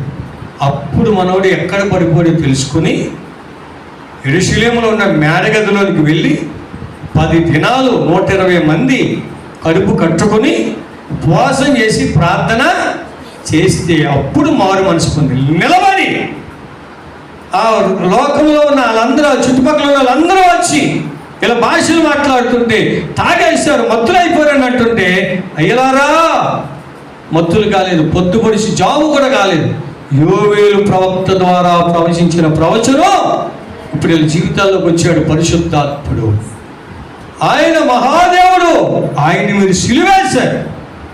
ఆయన భూమి మీద బ్రతుకుండగా మీరు ఇష్టపడలేదు ఆయన్ని అని చెప్పినప్పుడు ఆ 1000 మందిలో 3000 మంది మారు మనసు పొంది పశ్చాత్తాప జీవితం వచ్చి వారందరూ కూడా ప్రభువైన యేసుక్రీస్తు నామములో బాప్తిసాలు పొంది సంగమగా కట్టబడ్డారు. గట్టిగా చప్పట్లు కొట్టనేసి హల్లెలూయా. పేతురు పడిపోయినోడు ఏమయ్యాడు? మేడగదిలోకి వెళ్ళి లేచి నిలబడ్డాడు. నువ్వు కూడా పడిపోయావా? లోకంలో ఉండే పడిపోయావా? లోకం అనే సముద్రంలో పడిపోయావా? దేవుడు ఏ కార్యాలు చేయలేదు, ఏ పనులు చేయలేదు, పడిపోయావా? మళ్ళా రా మేడగదిలోకి, దేవుడి మందిలోకి రా. ఉపవాసం ఉండు, కన్నీరు కార్చు, గోజాడు, వేదన చెందు, ప్రభువుని అడుగు. మొదటగా నువ్వు ప్రేమించినంత ప్రేమించు. దేవుడు ఎక్కడ పడిపోయాడు నిన్ను అక్కడ లేవనెత్తుతాడు. గట్టిగా స్తోత్రం చెప్పండి. హల్లెలూయా, హల్లెలూయా. దేవా నా దేవుడవు నీవే, వేకువనే నిన్నునే వెదకెదనయ్యా. దేవా నా దేవుడవు నీవే. 63వ కీర్తన. వేకువనే నిన్నునే వెదకెదనయ్యా, వెదకెదనయ్యా, వెదకెదనయ్యా, వెదకెదనయ్యా, వెదకెదనయ్యా. దేవా నా దేవుడవు నీవే, వేకువనే నిన్నునే వెదకెదనయ్యా. నీ బలమును నీ ప్రభావమును, నీ బలమును నీ ప్రభావమును చూడవలే నాకు ఆశయ్యా, చూడవలే నన్ను నాకు ఆశయ్యా.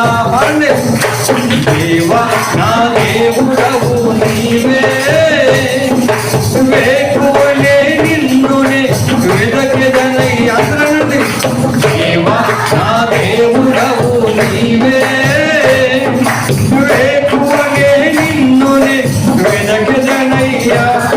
ఈ పరిశుద్ధాలయము నందు నేనంతో ఆశతో కనిపెట్టినయ్యా.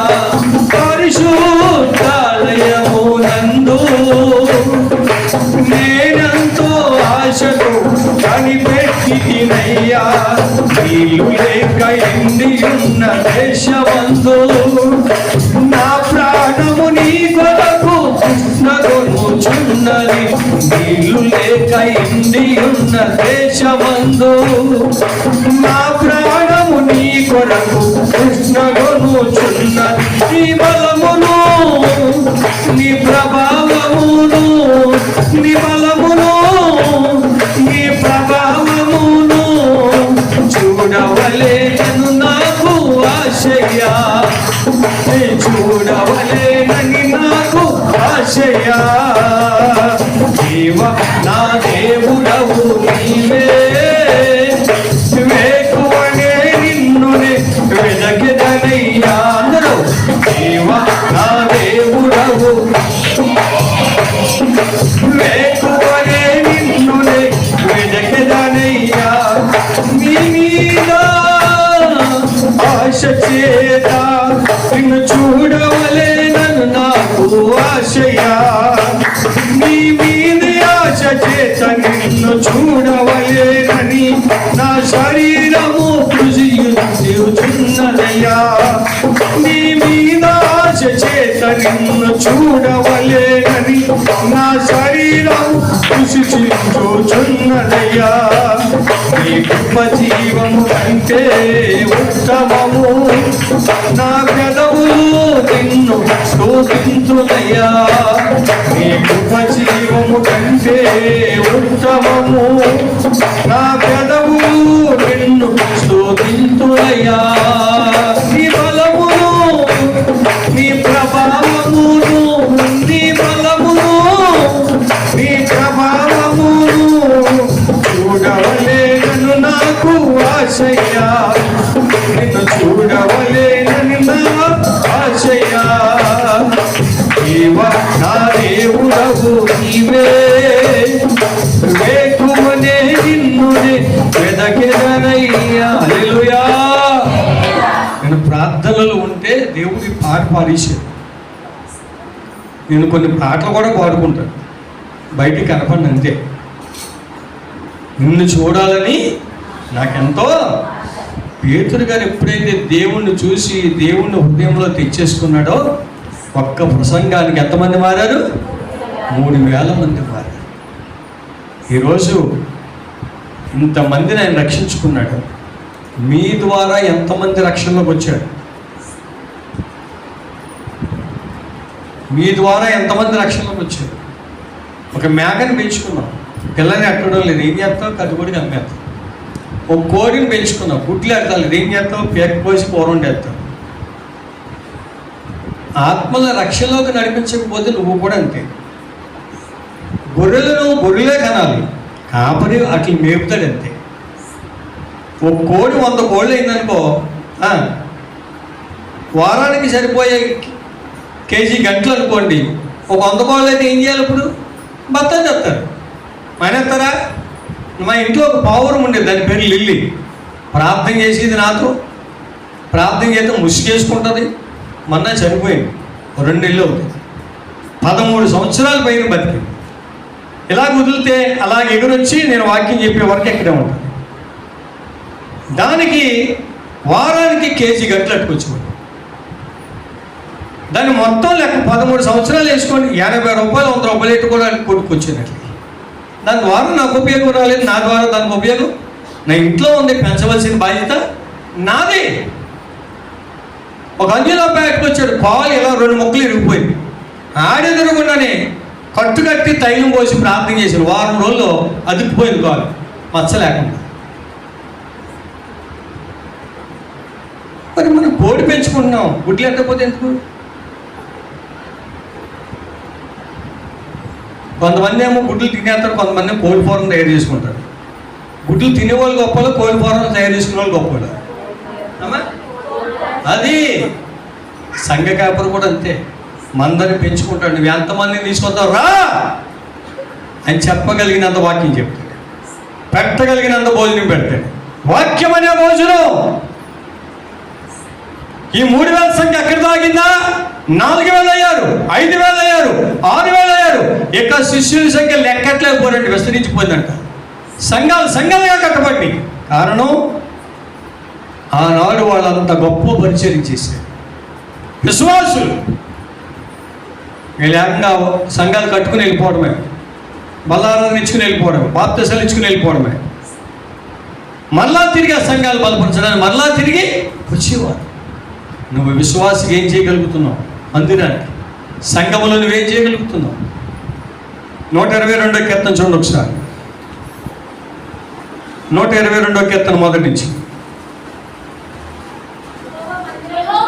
యెహోవా మందిరమునికి వెళ్ళదమని జనులు నాతో అనినప్పుడు నేను సంతోషించి తిని.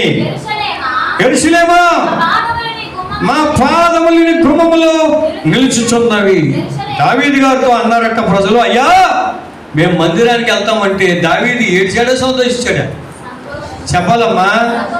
అది సంతోషపడతాడు. అయ్యా నేను 4 కొత్తలు తీసుకొచ్చాను, సంతోషపడతాను. 10 మంది కొత్తలు తీసుకొచ్చాడు. సుధాకర్ నాన్నగారు సేవకులు కూడా పెడతారు. అందులోకి నేను 3 తీసుకెళ్ళాను. కొత్తవాడు తీసుకొచ్చానా రాబు? కీబోర్డ్ నేనే, జేమ్స్ గారు నేనే, ప్రసాద్ గారు కూడా నేను.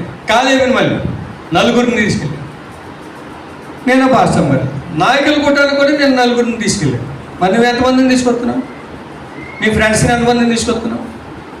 నువ్వేమో బేకరీకి రమ్మంటే అక్కడికి వెళ్ళిపోతావు, ఐస్ క్రీమ్ పార్లర్కి రమ్మంటే మీరు కాదులే వెళ్ళి బ్యాచ్లు ఉంటాయి, ఆడికి వెళ్ళిపోతావు. షాపింగ్కి రమ్మంటే అక్కడికి వెళ్ళిపోతావు. మరి వాళ్ళతో నువ్వు వెళ్ళగలిగినాడు. వాళ్ళని కూడా ఏం చేయాలి? తెలుగుగా మందిరానికి ఇటువంటి కోటాలకు తీసుకొచ్చేది. మనం బంధువుల్ని పండగల గట్లకి కేకేస్తాం కదా, ఇట్లకి కేకేయాలి. కుటుంబంతో వచ్చేయండి, మా ఉపవాస పండుగలు జరుగుతున్నాయి అని చెప్పండి. అవసరమైతే ఒంటికాడ వాళ్ళు భోజనం పెట్టేయండి. ఉపవాసం ఉండదులే కానీ వాళ్ళకి పెట్టకండి, మీరు ఉండండి ఉపవాసం, వాళ్ళకి ఎట్టకండి. పండగలా తీసుకొచ్చేయండి అక్కడికి, వాళ్ళ కుటుంబం తింటారు నీ దగ్గర. ఇదే మనకు నిజమైన పండుగలు, ఉపవాస పండుగలు, క్రిస్మస్ పండుగ, ఈ సంఘాల్లో జరిగే ఇంపార్టెంట్ కూటాలు, చర్చ్ యానివర్సరీలకి మీ బంధువులతో రండి, ఎంత బాగుంటుందో. ఏవేళ చెప్తారు కదా, దేశంలో పెద్దలను పిలవండి, తల్లిదండ్రులు రావాలి, పిల్లలు కూడా అందరూ సమకూడి రావాలి. తీసుకురా. మనం కాకెత్తే ఆ పండుగ మనం వెళ్ళిపోతాం. మరి మన దగ్గర నువ్వు 50 మంది తీసుకొస్తున్నావు. ఒకవేళ అయ్యగారండి మా ఇంట్లో బంధువులు ఉన్నారండి, 5 వస్తున్నారు, భోజనం పెట్టే స్థితి నా దగ్గర లేదండి అంటాం అనుకో, ఆ కష్టం మీద ఆయనే పడతాడు. ఇక్కడ 3 రోజులు పెట్టుకుని వాళ్ళ భోజనం ఆయనే పెట్టేస్తాడు. దేవుడు ఇంకొకరు దారి ఇస్తాడు. తప్పని తీసుకురా. నువ్వు ముందు ఒక వాక్యం మీద బలపరచబడతారు కదా. నేను అంటాను, నువ్వు ఎక్కడ పడిపోతున్నావు జ్ఞాపం చేసుకుంటే ఉంటాడు. జనులు అన్నారంట, నేను మందిరానికి వెళ్తుంటే దావీదు అన్నాడు, సంతోషపడ్డాడు. యెరూషలేమా, మా పాదములు నీ గుమ్మములో నిలబడతానికి వస్తున్నాయి. ఈ మందిరం మీరు రాకకు సంతోషించాలట. చెప్పబడిన అందరు గట్టిగా ఏ మందిరం చెప్పాలి? ఏ మందిరం? ఈ మందిరం మీరు రాకకి ఏం చేయాలట? సంతోషించాలి. ఈ మాటలు రావనుకున్నారా? హబక్కు గ్రంథం ఉంటుంది. రాళ్ళు మొరపెడితే దోలలు జవాబు ఎత్తున్నాయంట. ఏం మొరపెడితే? రాళ్ళు మొరపెడితే జవాబు ఎత్తున్నాయంట. రాళ్ళు చెప్తున్నాయంట, నా ఇంటి కట్టుకున్నవాడు అన్యాయంగా అక్కడి నుంచి అటుకు వచ్చాడు అని చెప్తే జోలాలు కూడా చెప్తున్నాయంట, నన్ను కూడా ఒకటి దగ్గర నుంచి అటుకు వచ్చాడు. ఇవి కూడా మాట్లాడతాయి ఆ టైంలో. అందుకని అపోస్తలుతో అన్నాడు, సర్వలోకానికి వెళ్ళండి, సువార్తను ప్రకటించండి, బాప్తిసాలు ఇవ్వండి అని చెప్పి, మిమ్మల్ని ఎవరైతే చేర్చుకోలేదు ఆ ఇంట్లో పాదధూళి దులిపేయండి, తీర్పు దినాన ఆ ధూళి వచ్చి అక్కడ సాక్ష్యం ఇస్తుంది. పాస్టర్ గారు పాదధూళి అంటే ఆశీర్వాదం చేర్చుకున్న వాళ్ళకి. చేర్చుకోలేకపోతే వాళ్ళందరి శ్రమలే, ఇంకా మామూలు శ్రమలు కాదు, మామూలు ఇబ్బందులు కాదండి. ఓ దేశానికి అబ్రాహాము గారు వెళ్తే ఆ దేశంలో ఆ ఏతు కుమారులు ఏమన్నారు తెలుసా? అయ్యా మా దేశంలో మీరే మహారాజులు అని అన్నారు. అది భారతదేశంలో మనమే మహారాజులు. చెప్పబడి కనుక మన పాదధూళి ఎంతో ఆశీర్వాదం, ఎంతో ఆశీర్వాదం. చేర్చుకోలేదా దాని ద్వారా ఎంత హీన దశ ఎవరికి. కనుక అంటున్నాడా ఏక దేవుని బిడ్డలారా, చూడండి కొరింథీయులకు రాసిన పత్రికలో 2వ పత్రిక, మన జీవం గల దేవుని ఆలయం అన్నాము, అందుకు దేవుడు ఇలా సెలవిచ్చుచున్నాడు, నేను వారిలో నివసించి సంచరించును, నేను వారి దేవుడని యుందును, వారు నా ప్రజలై. అమ్మా గొప్ప మాట తెలుసా? యేసు ప్రభు మీ హృదయంలోకి వచ్చి ఆయన అటు ఇటు తిరుగుతాడంటే ఎంతమందికి ఇస్తారు ఆయన మీ హృదయాలు వేసేకి? ఇంకా అర్థం అవ్వలేదు. ఇంకేం బాగుపడతారు? ఈ నియోజకవర్గ ఎమ్మెల్యే మీకు వచ్చేస్తానంటే బాబాయ్ నేను అరవిడి చేస్తాను, పెచ్చిలే చేస్తాను, దండలకు వచ్చేసి వాళ్ళకి వచ్చేస్తాను, పీతలు ఉండేస్తారు, రొయ్యలు ఉండేస్తారు, అయ్యి ఉండేస్తారు, ఇవి ఉండేస్తారు, తీరా ఇల్లు దాకా వెళ్ళిపోయిన తర్వాత గమనం తీసుకెళ్ళిపోవడం అంటే ఆ దరిద్రుడు చెడగొట్టాడు ఇంటికి రాకుండా. సాక్షాత్తు సృష్టికర్త అయిన మహాదేవుడి నీ కొరకు రక్తం కాచి ప్రాణం పెట్టి తిరిగి లేచిన పెండ్లి కుమారుడుగా రాబోతున్న దేవుడట మీ హృదయంలోకి వస్తానంటున్నాడు. ఎంతమంది ఆహ్వానిస్తారైంది? ఎంతమంది? ఇంకెలాగే లెగుతున్నాయి చేతులు. ఆహ్వానించవా? ఆహ్వానించాలి. ఎవరైనా జక్కయ్య నేడు నేను నీ ఇంట ఉండాలి. జక్కయ్య మాటకి ఏమన్నాడు? అయ్యా అన్యాయంగా తీసుకున్న వాళ్ళకి 4 అంతలు ఇచ్చేస్తాను, నా ఆస్తులో సగం పేదలకు ఇచ్చేస్తాను. అంటే దేవుడికి ఇష్టం లేనంత మొత్తం తొలిసేసాడు. దేవుడికి ఇష్టం అయిపోయాడు. ఇతడు అబ్రాహాము కుమారుడే, నేడు ఈ ఇంటికి రక్షణ వచ్చింది. చెప్పబడుతుంది చేయి, నేడు ఇంటికి రక్షణ, నేను వారులో నివసిస్తాను, వారికి దేవుడినై ఉంటాను, వారు నా కుమారులై ఉంటారు. ఇంకేమన్నాడు ఆయన? కావున మీరు వారి మధ్య నుండి బయలువెళ్ళి. ఎలా ఉండాలంటమ్మా? వారి మధ్య నుండి బయలువెడలి. ఎలా ఉండాలంటమ్మా? ప్రత్యేకంగా ఉండాలి. ఒక అమ్మ సంఘంలో పాడింది, నాకు రాదు, మీరు ఎంతో కొద్ది కలపండి. ప్రత్యేకమైన దానను ఈ భూమిలో ప్రత్యేకమైన దానను. పాట పాడేసింది అంతే. ఎంత ప్రత్యేకంగా ఉందో. ప్రార్థనలో ప్రత్యేకత ఉండదు, వాక్యం చదువులో ప్రత్యేకత ఉండదు, పరిచయం చేయడంలో ప్రత్యేకత ఉండదు. నీలో ఏముండాలి? ప్రత్యేకత ఉండాలి, ప్రత్యేకత ఉండాలి. మీరు వారి మధ్య నుండి బయలు. ఒక సంగతి చెప్తాను మీకు. నేను ఫరోకి కొడుకులు ఉన్నారు, 2, 3, 4 అనుకున్నాం. వాళ్ళు తల్లిదండ్రులు విడిచిపెట్టేశారు. మీరు తప్పుగా అనుకోకండి. ఎందుకు విడిచిపెట్టారంటే వాళ్ళ నిజమైన దేవుడి సంఘంలో ఉన్నారు. అది చెప్పలు కొట్ట ఒకసారి వాళ్ళని బట్టి. ఏ సంఘంలో ఉన్నారమ్మా? నిజమైన దేవుడు సంఘములో నిజమైన దేవుని సేవకుల దగ్గర ఉన్నారు. మరి అమ్మా నాన్న ఎక్కడున్నారు? వీళ్ళ నాన్న పెద్ద బెల్లప్పిచ్చి, నేను మోషే గారి కంటే బాగా నాయకత్వం చేయగలను, రండి, అహరోను కంటే బాగా యాజకత్వం చేస్తాను, మిరియాము కంటే బాగా ప్రవచిస్తాను. వాళ్ళతో మాట్లాడు దేవుడు నా ద్వారా కూడా మాట్లాడతాడంటే పాపం 6 లక్షల మందిలో నుంచి 1 లక్ష మంది కూడా కాదు, 10,000 మంది కూడా కాదు, 250 మంది వచ్చారంట. 250 మందికి ఎంత బిల్లు ఇప్పించాడో. 6 లక్షలు నడిపించే ఈ గొప్ప నాయకుడు దేవుడు. వాళ్ళ కొడుకులేమో అవతల పక్కన ఉన్నారు సంఘంలో, దేవుని సేవకులు పక్కన ఉన్నారు. ఏలేమో లోకంలో ఉన్న మేమే గొప్ప అనుకున్నారు. దేవుడు అట భూమిని ఇలాగెడితే పాతాళానికి ఎవరికి చెప్పుకోలేదు, వెళ్ళిపోరంటే.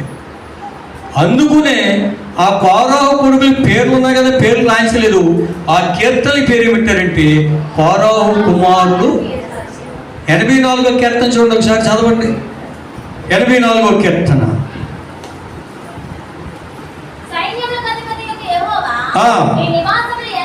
నీ నివాసములనగా దేవుని మందిరము ఎంత రమ్యమో, యెహోవా మందిరావరణము చూడవల్లని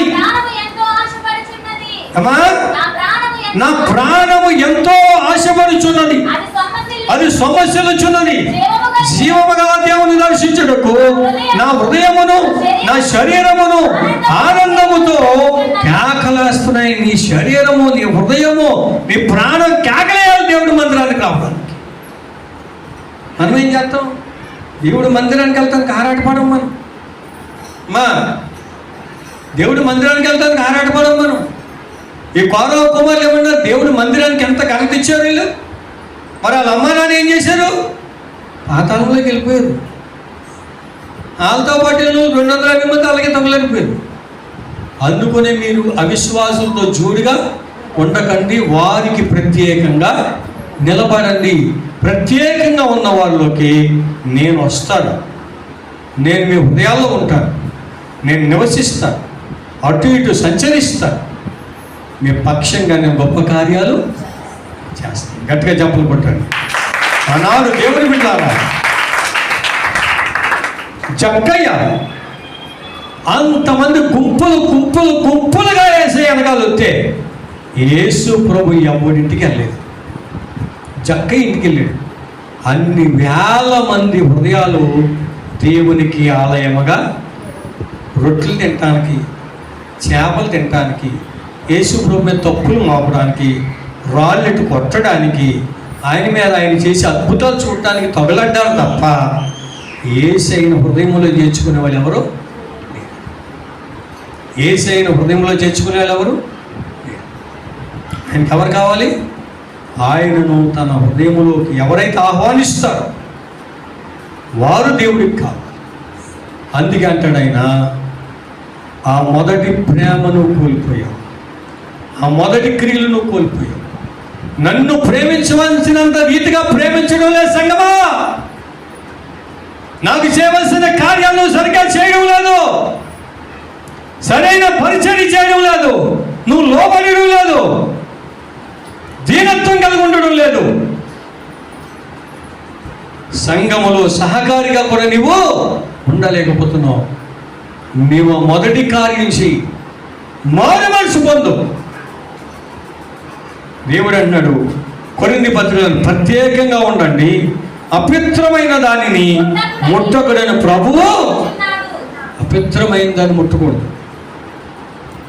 అపవిత్రమైన వాటి జోలికి వెళ్ళకూడదు. ఇంకో విషయం చెప్పనా, దేవుడికి సంబంధించినవి కూడా ముట్టుకోకూడదని తెలిసి ఎంత భయంకరమైనటువంటి నష్టం వచ్చేది తెలుసు అండి. దేవుడిని ముట్టుకుంటే వస్తుంది రాదా?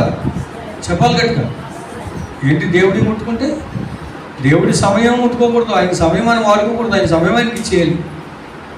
రెండవది, ఆయన సన్నిధానికి ఆదివారం, శుక్రవారం, శనివారం మీ సంఘంలో 2 రోజులు కొట్టాలంటే 2 రోజులు మానకుండా వచ్చేయాలి. పిల్లకాడ కృతజ్ఞత కొట్టాలంటే అక్కడ కూడా వచ్చేయాలి. సంఘం ఆధ్వర్యంలో మరి పెళ్ళిళ్ళు జరుగుతున్నానికి అక్కడ కూడా వచ్చేయాలి. కార్డు లేదండి అయ్యగారు, పాస్టర్ గారు చెప్పారు కదా మందిరంలో మన ఇంటికాడ పెళ్ళని, ఇంకా సపరేట్గా కార్డు సంఘం ద్వారా రా. నేను ప్రత్యేకంగా కార్డు ఇచ్చేదనుకో, నువ్వు 5,000, 10,000, 1,000, 100, 200 కట్నం పెట్టాలి. పాస్టర్ గారు కూడా వెళ్ళావు అనుకో, ఆయన ప్రార్థన చేస్తాడు, చక్కగా నువ్వు భోజనం చేసి ఇచ్చేస్తావు అంతే. వాక్యం వింటావు కదా అక్కడ. మాట్లాడేటి నా మాట అర్థమైంది మీకు? సంఘంతో వెళ్తే నీకు గౌరవం, ఒంటరిగా వెళ్తే ఒంటరిగానే ఉంటుంది. ఒంటరిగా వెళ్తే అలాగే ఉంటుంది. నువ్వు చక్కగా కలిసి ఉండవు. ఆ ప్రార్థన కుటాలకు కూడా వెళ్ళాలి. గృహప్రవేశ కొట్టు పెట్టారా, పాస్టర్ గారు రమ్మని చెప్పడు, వెళ్ళు, తప్పేముంటుంది. ప్రత్యేక పిలవాల్సిన పని లేదు. నేను సంఘ కాపుని చెప్పాడు ఇల్లు అంతే. వాళ్ళని ఎవరు తప్పుగా అనుకోరు. అలాగే ఎన్నిసార్లు పడిపోయావు నువ్వు, ఎన్నిసార్లు దేవుడు ఆ కోటాల దగ్గరికి ఎన్నో ఆశీర్వాదాలు తేవడానికి సిద్ధపడి వచ్చాడు, కానీ ఆ రోజు నువ్వు కనపడలేదు. ఆ రోజు నువ్వు కనపడలేదు. ఎవరికి ఇస్తాడైనా? వచ్చిన వాళ్ళకే ఆయన గట్టిన ఇచ్చేసి వెళ్ళిపోతాడండి. వాళ్ళ ఇంటికి వెళ్ళినప్పుడు గొప్ప ఆశ్చర్యం అక్కడ వాళ్ళకి కలిగితే దేవుడి స్తోత్రం. అందుకని ఆఖరి వరకు అన్ని కూటాలకు రావాలి. ఏమంటే అన్ని కూటాలకు రావాలి. ఎక్కడ పడిపోయావమ్మా? ఎక్కడ పడిపోయావు? లేదో ఇంకా అంటాడు, అపవిత్రమైన దాన్ని ముట్టకండి, మరియు నేను మిమ్మల్ని చేర్చుకొందును, మీకు తండ్రిని అయ్యుందును, మీరు నా కుమారులను కుమార్తెలు అయ్యుందురని ఎవరు చెప్తారంటమ్మా? సర్వశక్తి కలిగిన మహా దేవుడు చెప్తున్న సంగతి ఇదే. నేను మీలోకి వస్తాను, నేను మీలోకి వస్తాను, నేను మీలోకి వస్తాను. నువ్వేం చేస్తున్నావు? నేను దగ్గర ముగింపుకు వస్తాను. నాకు టైం చెప్పలేదు కానీ ఎంతవరకు ఉంటారు మీరు అందరూ? అయ్యగారితో చూడకండి, నాయకు చూడండి. 5 వరకు ఉంటారా? ఉంటారా? మాట్లాడతారు. ఉపవాస కొట్టాలేనా? ఉదయం 6 గంటలకు ప్రారంభించే 8వ తారీఖు సాయంత్రం 6 గంటలకు అవ్వాలి కూటం. అది ఉపవాస కొట్టాలంటే. మరి ఆదిలో 120 మంది అలాగే చేశారు కదా. 10 రోజులు మేడగదులోనే ఉన్నారు. ఆ భక్తి లేక మన కుటుంబాల్లో అనేక ఆశీర్వాదాలు మనకి కలగడం లేదు. ఈ మధ్యన బాగా వంకలెట్టడానికి మనకి ఎన్నో అవకాశాలు వచ్చేస్తున్నాయి. ఆ వంకెట్టుకుని ఈ వంకెట్టుకుని అది ఎట్టుకుని ఇది ఎట్టుకుని, ఒకళ్ళేమో డాక్రా ఇప్పుడే రమ్మందని ఆవిడ వెళ్ళిపోతుంది, ఇంకొక దగ్గరికి రమ్మని ఆవిడ వెళ్ళిపోతుంది. అంగన్వాడి ఇప్పుడే గౌరవించి గుడ్లు ఎత్తాలంటారు, మళ్ళీ ఇవ్వదంటారు, పొద్దున్న నేను వెళ్ళిపోతుంది. ఏదో వంక దొరుకుతుంది, వాళ్ళకి ఏదో పని దొరుకుతుంది. ఇప్పుడే జిరాక్స్లు తీయాలంటే స్కూల్లో సబ్మిట్ చేయాలంటే వెళ్ళిపోతున్నాయి. ఏదో వంక వెళ్ళిపోతుంది. కంటాను నువ్వు తీర్మానం చేసుకున్నప్పుడు నువ్వు నిలబడు. నీ జీవితంలో గొప్ప కార్యాలు దేవుడు చేస్తాడు, అద్భుతాలు చేస్తాడు. దేవుని బిడ్డలారా, నేనంటాను జాగ్రత్త మన జీవితం. ఇంకా అందరూ చూడండి ఒకసారి అదే కొరింథీయులకు రాసిన 2వ పత్రిక 6వ అధ్యాయం 2వ వచనం. అనుకూల సమయమందు నీ మొరాలకించి తిని రక్షణ దినమందు నిన్ను ఆదుకొంటిని అని ఆయన చెప్తున్నాడు. ఇదిగో ఇప్పుడే మిక్కిలి అనుకూలమైన సమయము, ఇదిగో ఇదే, గట్టిగా చెప్పలు కొట్టండి, ఇదే అనుకూలమైన సమయం. మీ పిల్లలు మారు మనసు పొంది బాప్తిసాలు పొందడానికి ఇదే టైము. మీలో ఎవరైనా పొందకపోతే ఇదే టైము. మీలో ఎవరైనా మార్పు చెందకపోతే మారు మనసు పొందడానికి ఇదే టైము. రాబోతున్న గడిగ ఎవరిదో ఏమవుతామో మనకి ఎవరికి తెలియదు. ఇదే టైం, ఇదే అనుకూలమైన సమయం. ఏ రోజు ఏ క్షణం ఏం జరుగుతుంది ఎవరికే తెలియదు. దేవుని సంగమా, జాగ్రత్త నీ జీవితం. ఎక్కడ పడిపోయావో జ్ఞాపం చేసుకో. ఇన్ని విషయాలు చెప్తున్నాను. ఎక్కడ పడిపోయావో, ఎక్కడ జారిపోయావో జ్ఞాపం చేసుకో. అబద్ధాలు చెప్తున్నావా మందిరానికి రావడానికి? అబద్ధికులు మండు గుండంలోకి వెళ్తారట, అగ్నిలోకి వెళ్తారు అబద్ధికులు. అబద్ధం అనకూడదు, ఉన్నది చెప్పు. పేతురు గారు అన్నాడు అననీయ సప్పెరాల్ని, ఇంతకే అమ్మారా, ఇంతకే అమ్మామన్నాడు అతను. ఎందుకయ్యా అబద్ధం ఆడుకుంటావు? పరిశుద్ధాత్మ దేవుడు దుఃఖపరిచగలదు. నువ్వు అమ్ముకున్నది నీదే కదా, అక్కడే చచ్చిపోతావు అన్నాడు. అంతే.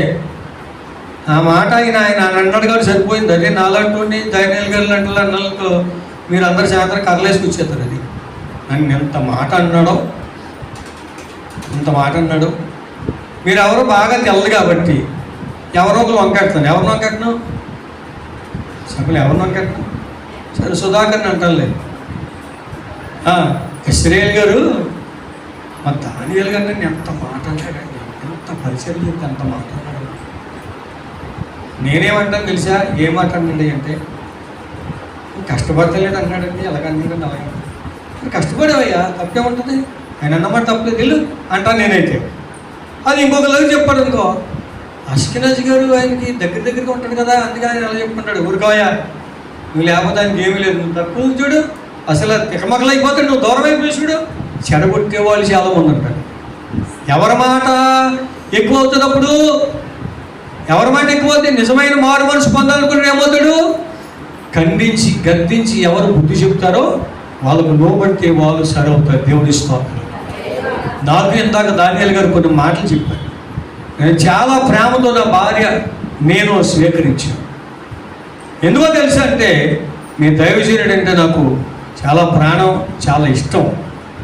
ఎందుకంటే నిరంతరమైన కొరకు ప్రార్థన చేస్తాను, ఆ కుటుంబం కొరకు ప్రార్థన చేస్తాను. ఆయన నా గురించి కూడా ప్రార్థించాను. నాకు కావాల్సింది ఏంటి తెలుసంటే ప్రార్థించే స్నేహితులు కావాలి. నాకు లోకంలో ఎంతోమంది సేవకులతో తిరుగుతారు, ఎంతోమందితో ఉంటారు. నాలో ఉన్నవాళ్ళు యేసయ్య తర్వాత నేను ప్రేమించే వాళ్ళు తప్ప ఇంకెవరో ఉండరు. పెట్టుకొని అలా తిరుగుతానంతే. లోకంలో ఉండు, కానీ లోకానికి ప్రత్యేకంగా నీటిలోనే ఉంటుంది. తామరకు ప్రత్యేకంగా ఉంటుంది, నీటిలోనే ఉంటుంది. కలుపు ప్రత్యేకంగా ఉంటుంది. కొమ్మరి పురుగు బురదలోనే ఉంటుంది. ఇంత మట్టి కూడా దాన్ని ఎవడ అంటించలేదు. దాని టాలెంట్ అది. మనం కూడా పరిశుద్ధులు. పరిశుద్ధాత్మ దేవుడు మన హృదయం నిండా నిండుకుంటే లోకమంతా ఏకమై ఇచ్చిన ముంచిన మనం తేలినప్పుడు పరిశుద్ధాత్మలోనే తేలుతాం. దేవుడి స్తోత్రం.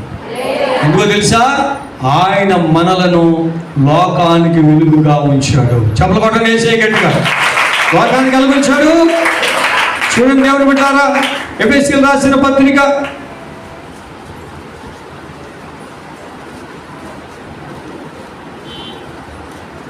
ఎఫెసీయులకు రాసిన పత్రిక 5వ అధ్యాయం 8వ వచనం నుంచి, మీరు పూర్వమందు చీకటి ఉంటుంది, ఇప్పుడైతే ప్రభువునందు. చూసారా, పూర్వం చీకటి అయిపోయావు. చీకటిలో నడుచు జనులు గొప్ప వెలుగును చూచుచున్నారు. మరణ ఛాయ గల దేశ నివాసుల మీద వెలుగు ప్రకాశిస్తూ ఉంది. యోహాను అంటాడు, వెలుగు లోకములకు వచ్చాను, కానీ చీకటి గ్రహించడం లేదు. ఇప్పుడు వాక్యం మీ దగ్గరికి పంపబడింది. మీరు వాక్యాన్ని స్వీకరించగలిగితే, వాక్యాన్ని ఉదయంలో భద్రపరచుకోగలిగితే, వాక్య ప్రకారం మారు మనసు పొందగలిగితే, వాక్య ప్రకారం జీవించగలిగితే, నడవగలిగితే, మీరు మారు మనసు పొందితే ఈ రోజు నుంచి మీ జీవితం బలంగా వెలిగించబడబోతుంది. దేవుడి స్తోత్రం చెప్తాను. బలముగా దేవుడు మిమ్మల్ని దీవించబోతున్నాడు. భాగ్యవంతులుగా, శ్రీమంతులుగా, ఉన్నతమైన వారుగా, కొదువు లేని వారుగా, ఏ లోపము లేని వారుగా మిమ్మల్ని అభిషేకించబోతున్నాడు ఆయన. మీ ఇంట్లో ఏది తక్కువ కాదు. మీ ఇంట్లో ఏది తక్కువ కాదు. అందుకే ఆ ఎఫెసీ సంఘముతో ఏమంటున్నాడు? ఏమన్నాడు ఆయన? మీరు పూర్వం చీకటిగా ఉన్నారు, ఇప్పుడు అలా ఉండకండి, వెలుగై ఉండాలి, వెలిగించబడాలి. మనం ఏం చేయాలట? ఏం చేయబడాలి? ఒక ఆవిడ యూట్యూబ్ ఫేస్బుక్లో ఏదో నేను చూస్తుంటే ఒక ఆవిడ గ్లాసు నిండా కందిపప్పు వేసింది. అది కందిపప్పు నిండా నీళ్ళు వేసింది, గాజు గ్లాసు. దాంట్లో కొద్ది నూనె వేసింది. మనం బట్స్ ఉంటాయి కదా, చెవి తిప్పుకుని ఆ బట్స్ మీద కొద్ది నూనె చుక్క అంటించి దాంట్లో నుంచి వెలిగించింది. ఇలా పెట్టుకోండి, తెల్లవారు కరెంట్ లేకపోతే వెలుగు వచ్చేస్తుందండి. ఆ వెలుగు కాదు. మీకు అర్థమైందా? గాజు గ్లాసులు ఏమేసింది? ఎంత కందిపప్పు వేసింది, దాని నిండా ఏమేసింది? నీళ్ళు వేసింది. ఆ నీటిలో ఏమేసింది? నూనె వేసింది. ఆ నూనెలో ఏం పెట్టింది? బట్స్ పెట్టి వెలిగించింది. అది అలా కాలుతా ఉంది. ఆ వెలుగు కాదు, క్యాండిల్ లెక్క. మనము వెలగాలి ఒక దివ్య వెలుగై, వెలిగించాలి ఈ జగతినంతా. మనము వెలగాలి ఒక దివ్య వెలుగై, వెలిగించాలి. రావా కరుణంత మనలో, రావా కరుణంత మనలో, కరిగిపోవా కఠినాత్ములంతా, కరిగిపోవా కఠినాత్ములంతా, మారిపోవాలి ఈ లోకమంతా, చేరరావా యేసు చెంత. హల్లెలూయా. నీ భర్త కరిగిపోయి మందిరానికి రావాలి. ఏం చేసి? నీ క్రియలు చూసి. నీ పిల్లలు కరిగిపోయి రావాలి మందిరానికి. ఎందుకో తెలుసా? నీ ప్రవర్తన, నీ భక్తి జీవితాన్ని చూసి. ఒక పాస్టర్ గారు ఇల్లు అడిగాడంట, ఒక ఇంటి తీసుకోమని. అయ్యా ఫ్రెండ్ అయ్యా ప్రార్థన నాకు వద్దామని ఉందండి, మీ విశ్వాసం ఉంది కదా, మీ దగ్గరేమో భక్తి పర్రాలు, నా దగ్గరేమో బూతుల పురాణం అన్నాడు. చెప్పండి ఏమన్నాడు? మీ దగ్గరేమో భక్తి పర్రాలండి, ఇంట్లోనేమో బూతుల పురాణం అన్నాడు. అయ్యో బాబు ఇంత ఉందా? శరణ్ అయ్య గారు నమ్మడేమని చెప్పి శరణ్ అయ్య గారు నమ్మలే. కానీ ఒక రోజున మన ఇంటికాడ టిఫిన్ ఏర్పాటు చేస్తారంటే ఇలా అన్నీ చెప్పాడండి. ఈయన వచ్చాడండి. ఓ రోజు ఫోన్ చేసి దానియాలయ్య గారు సారీ రండి టిఫిన్ రెడీగా ఉందా అన్నాడు. అన్న తర్వాత ఇంట్లో ఆయన కొద్ది బయట నిలబెట్టి అయ్యగారు అడుగుని నీళ్ళకి పోతానంటే ఈ లోపల ఇవి బూతులు పొరాన్ని పెట్టి ఒరే పనికిమాలి ఎదవా, ఒరే సచిన్ ఎదవా, అలాగే ఎలాగైనా ఓ తిట్టేస్తుంటే పాపం ఈయన బయట అలా నిలబడిపోయాడంట. నిలబడిపోయినప్పటికీ టిఫిన్ తినాలి కదా మరి, ఆ మాటలు తట్టుకోలేక ఈయన ఇంటికి వచ్చాడంట. ఆ భర్త చూసి ఏంటి అయ్యగారు వచ్చాడని చెప్తే వచ్చాడంట. ఈయన ఫోన్ చేశాడంట, బాబు వచ్చాను వినలేక వచ్చేసాను, నువ్వు ఒకసారి నా దగ్గరికి రా అన్నాడంట. అది ఏమన్నాడు? మరి తినలేదని బాధపడతారు కదా, మరి ఆవిడ ఫీల్ అయిపోతుంది కదా. ఒకవేళ సడన్గా చూస్తే అటు దాకా వచ్చేది ఇటువంటి రోజులు అయ్యి. ఇప్పుడు మాస్టర్ గారు వేసాడు కదా అని అలా ఉంటారు కొంతమంది. భక్తిగా నటిస్తారు కానీ బూతుల పురాణాలు వస్తాయి ఇంటికాడ. కొంతమంది ఏం చేస్తారు తెలుసా, ఇక్కడ ఎంత జాగ్రత్తగా చూస్తారో సప్పుడు అవ్వకుండా గిన్నెడతారు. ఇంటికాడికి వెళ్తే వంటల సింకులు అన్నీ దబ దబ దబ దబ పాడేస్తూ ఉంటారు. ఎందుకు వచ్చేంత తెలీదు. అందుకే నువ్వు చాలా జాగ్రత్తగా ఉండు. మొదటి ప్రేమ పడిపోయావు. భర్తను ప్రేమించలేని నువ్వు, నీ పిల్లల్ని ప్రేమించలేని నువ్వు, నీ ఇంటి వారిని ప్రేమించలేని నువ్వు, నీ ఇరుగు పొరుగు వారిని ప్రేమించలేని నువ్వు, నీ ఇంటికి అనుకోలు ప్రేమించలేని నువ్వు. ఎంత ప్రార్థన చేస్తే సుఖమైన చెప్పు, మారు మనసు లేకపోతే. అందుకే అంటున్నాడు మొదటి క్రియలు నువ్వు చేయి, మొదటి క్రియలు చేయి, మారు. నీ జీవితంలో దేవుడు అద్భుతాలు చేస్తాడు, నీ జీవితంలో గొప్ప కార్యాలు చేస్తాడు. మీరు వినాలి కానీ మళ్ళీ ఈ రోజు చివరికి ఇక్కడ నిలబడి అలాగే చెప్పగలను. దేవుడు ఇస్తున్నాడు అటు కృప దేవుడు నాకు ఇచ్చి. ఎందుకో తెలుసా, తెల్లారితే దీంతోనే ఉంటాడు, తెల్లారితే దీంతోనే ఉంటాడు. అదే నా జీవితం, అదే నాకు ఆహారం. దేవుని బిడ్డ మనం వెలగాలి. ఇంకా చూడగా మాట ముగిస్తాం. వెలుగు ఫలము సమస్త విధములైన మంచితనం, నీతి, సత్యం అనే వాటిలో మరి ఏది? నీలో మంచితనం ఏది? నీలో నీతి ఏది? నీలో సత్యం ఏది? నీ మంచితనం నీ పిల్లలకే కనబడతలేదు, నీ మంచితనం నీ భార్యకే కనబడటం లేదు, నీ మంచితనం నీ భర్తకే కనబడటం లేదు, నీ మంచితనం నీ బంధువులకే కనబడతలేదు. పూర్వం చీకటిగా ఉన్నారు కదా, ఇప్పుడు అలా ఉండకండి. చీకటిని వెలుగుగా చేసి ఆయన నీ ముందు నడుచువాడు. చీకటిని వెలుగుగా చేసి ఆయన నీ ముందు నడుచువాడు. సత్యమగు జీవమగు మార్గమేసి, సత్యమగు జీవమగు మార్గమేసి, దేవుని అనుకుని క్షణించి ఆయనను స్తుతించుట ప్రార్థన. దేవుని అనుకుని క్షణించి ఆయనను ఏ అపాయము రాకుండా నిన్ను దివారాత్రులు కాపాడు. అందరూ కూడా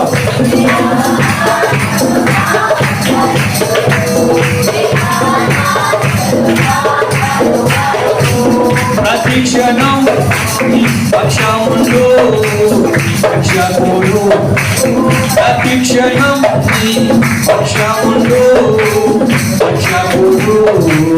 దేవుని అందోని ఆయనను స్తుతించున హల్లెలూయా. ప్రతిక్షణం ఎక్కడ ఉంటాడంటమ్మా? నీ దగ్గరే ఉంటాడు. దేవుడు ఎక్కడ ఉంటాడు? నీ దగ్గరే ఉంటాడు. మా సంఘానికి ఒక మాట చెప్తాను, నేను వాక్యం చెప్పాను, మారు మనసు పొంది అలా ఉంటే ఉండండి, ఎంత నీ ఇష్టం. నేను చెప్పాల్సినంత చెప్పాను. నేను యథార్థంగా నుండి చెప్పాను, నీతిగా నుండి చెప్పాను, సత్యాన్నే చెప్పాను అని చెప్తే ఏమంటారు తెలిసి అంటే, నాకేం కావాలో నా కాళ్ళంటా నడిచి వస్తాయి, నన్ను బతిమాలుకుంటాయి. ఏంటి? ఏదైనా అంతే, డబ్బు అయినా. యథార్థంగా చెప్తానండి, మా పాస్టర్ గారు అక్కడ ఉన్నారు, అడగండి. డబ్బులు నా కాళ్ళ దగ్గరకు వచ్చి నన్ను అడుక్కోవాలా, ఈ ఖర్చు పెట్టుకోబోవాలి. చెప్పండి, ఏం చేయాలి? మీ దగ్గర రావాలొద్దు అలాగా. మనం ఏం చేస్తాం? అట్లా దగ్గరికి వెళ్ళిపోతున్నాం. అది అందుకే దూరం అయిపోతుంది. ఎండమామూలు చూసేది దుప్పు పరిగెడుతుందంట. నీళ్ళు ఉంటాయా? మా పాస్టర్ గారు కార్లు వెళ్తాను, అంటే నీళ్ళు అయిపోతుంది. ఏంట్రో బాబు నీళ్ళు ఎక్కడ ఉన్నాయి? ఎండమామూలు అమ్మా అన్నాను. నీళ్ళు ఇలాగా కనపడుతున్నాయండి, అందరికి అలాగే కనపడతా. అక్కడ నీళ్ళు ఉండవు, తారు రోడ్డు ఉంటుంది. అది ఎండమామూలయ్యి, ఎండమామూలయ్యి. అగ్ని చూసి మోసపోకూడదు నువ్వు. నేను అంటాను, నువ్వు నిజంగా దేవుడి బిడ్డవైతే, సంఘంలో మారు మనసు పొంది నీతిని, పరిశుద్ధతను, సత్యాన్ని కలిగి యథార్థంగా నువ్వు నచ్చినప్పుడు నీకు కావలసిన అన్ని నేను బతుమాలుకుంటా నీ వెనకాల వస్తాయి. చమలగొట్టినట్టుగా వేసాయి. హల్లెలూయా. నాకు ఈ రోజుకి 13 మారు మనసు పొంది బాప్తిజం పొందలేదా? ఇప్పుడు పొందండి. నగరకై చెక్కబడిన మూల కంబాల వలె ఉంటారు మీరందరూ. దేవుడి స్తోత్రం చెప్పండి గట్టిగా. హల్లెలూయా. సరిపోయింది. ఇప్పుడు నేను వాళ్ళకి ఫోన్ చేస్తాను, అబ్బాయి ఇంకా కట్టాలనే డబ్బులు కట్ చేసుకోగలని, మళ్ళీ నాకు ఓడి అంటదా, తోలు తీసేస్తాను ఒక్కొక్కటి అంటాను అంతే. ఎందుకని? అధికారం వచ్చింది, డబ్బులు నా బ్యాంక్లో. నీ దగ్గర అన్ని ఉన్నప్పుడు నిన్ను ఎవడు ఏమనలేడు. నీ దగ్గర ఏమి లేకపోతే సాతానుగా నిల్చుంటే అంటాడు. నీ దగ్గర అదే కరెక్ట్గా ఉన్నామనుకో, వెలుగు ఫలం ఏమనగా సమస్తమైనదులైన మంచితనము, నీతి, సత్యమనే ఈ 3 కలిగి ఉండండి. సంగతి ఎక్కడ పెట్టావో జ్ఞాపకం చేసుకో. ముగించేస్తాను నేను. ప్రకటన గ్రంథం మూల వాక్యానికి వచ్చేది 2వ అధ్యాయం.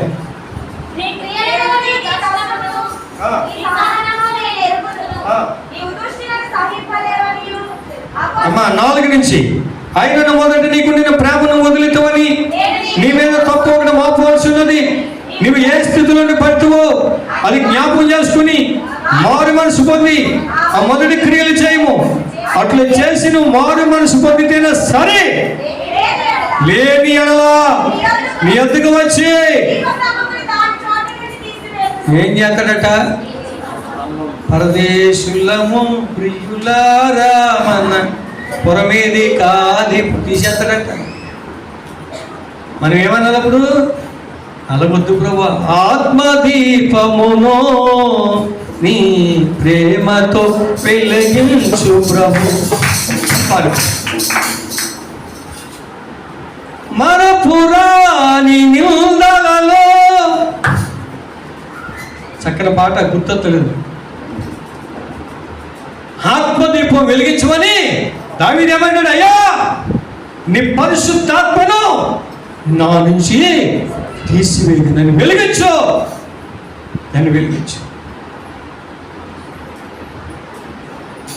యేసయ్య గారు కూడా పాట పాడాడు కదా, నా దీపము యేసయ్యా నీవు వెలిగించినావు, సుడిగాలిలో నైనా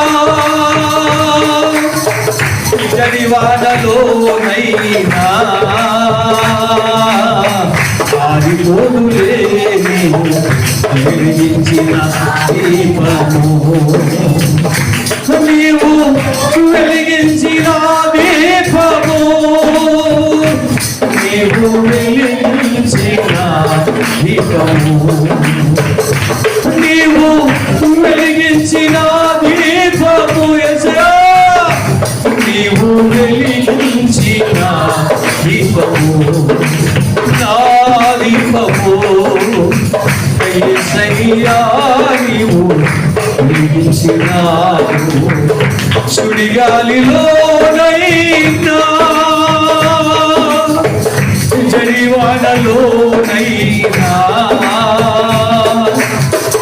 సుడిగాలిలో నైనా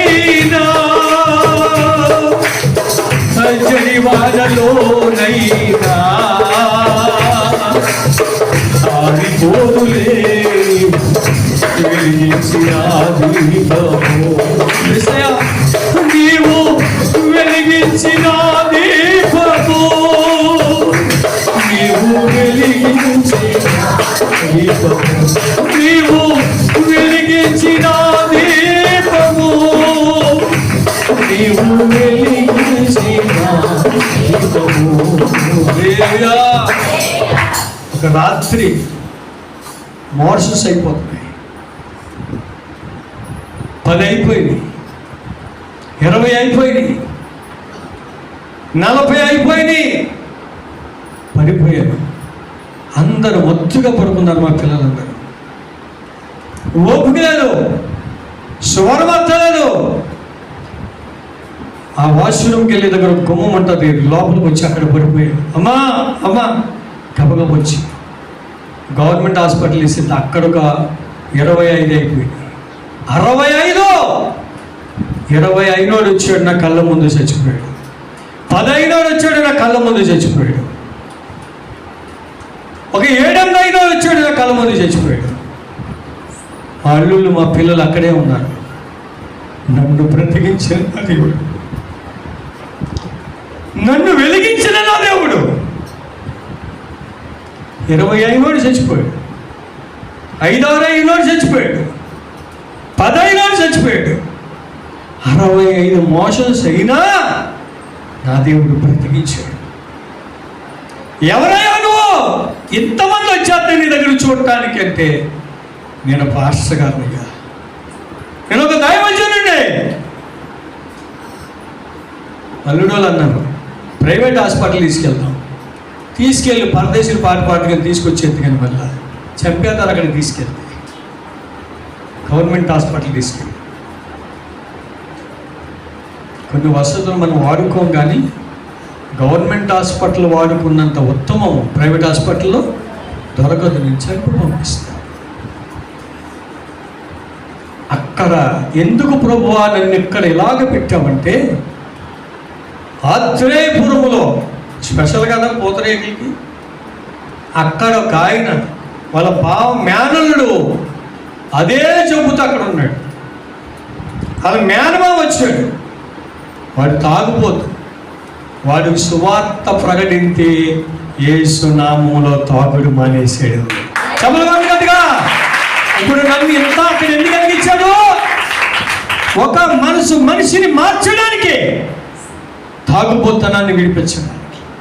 ఎందుకంటే తెలుసా, భార్య బయట వెళ్ళింది, భర్తతో ఆవిడ మాట్లాడటం లేదు, భార్య తీని మాట్లాడటం లేదు. అయ్యా ప్రార్థన చేయి, నా భార్య నాతో మాట్లాడాలంటే వారం రోజులుగా ఆవిడ ఫోన్ చేసి అలా ఆయనతో మాట్లాడింది.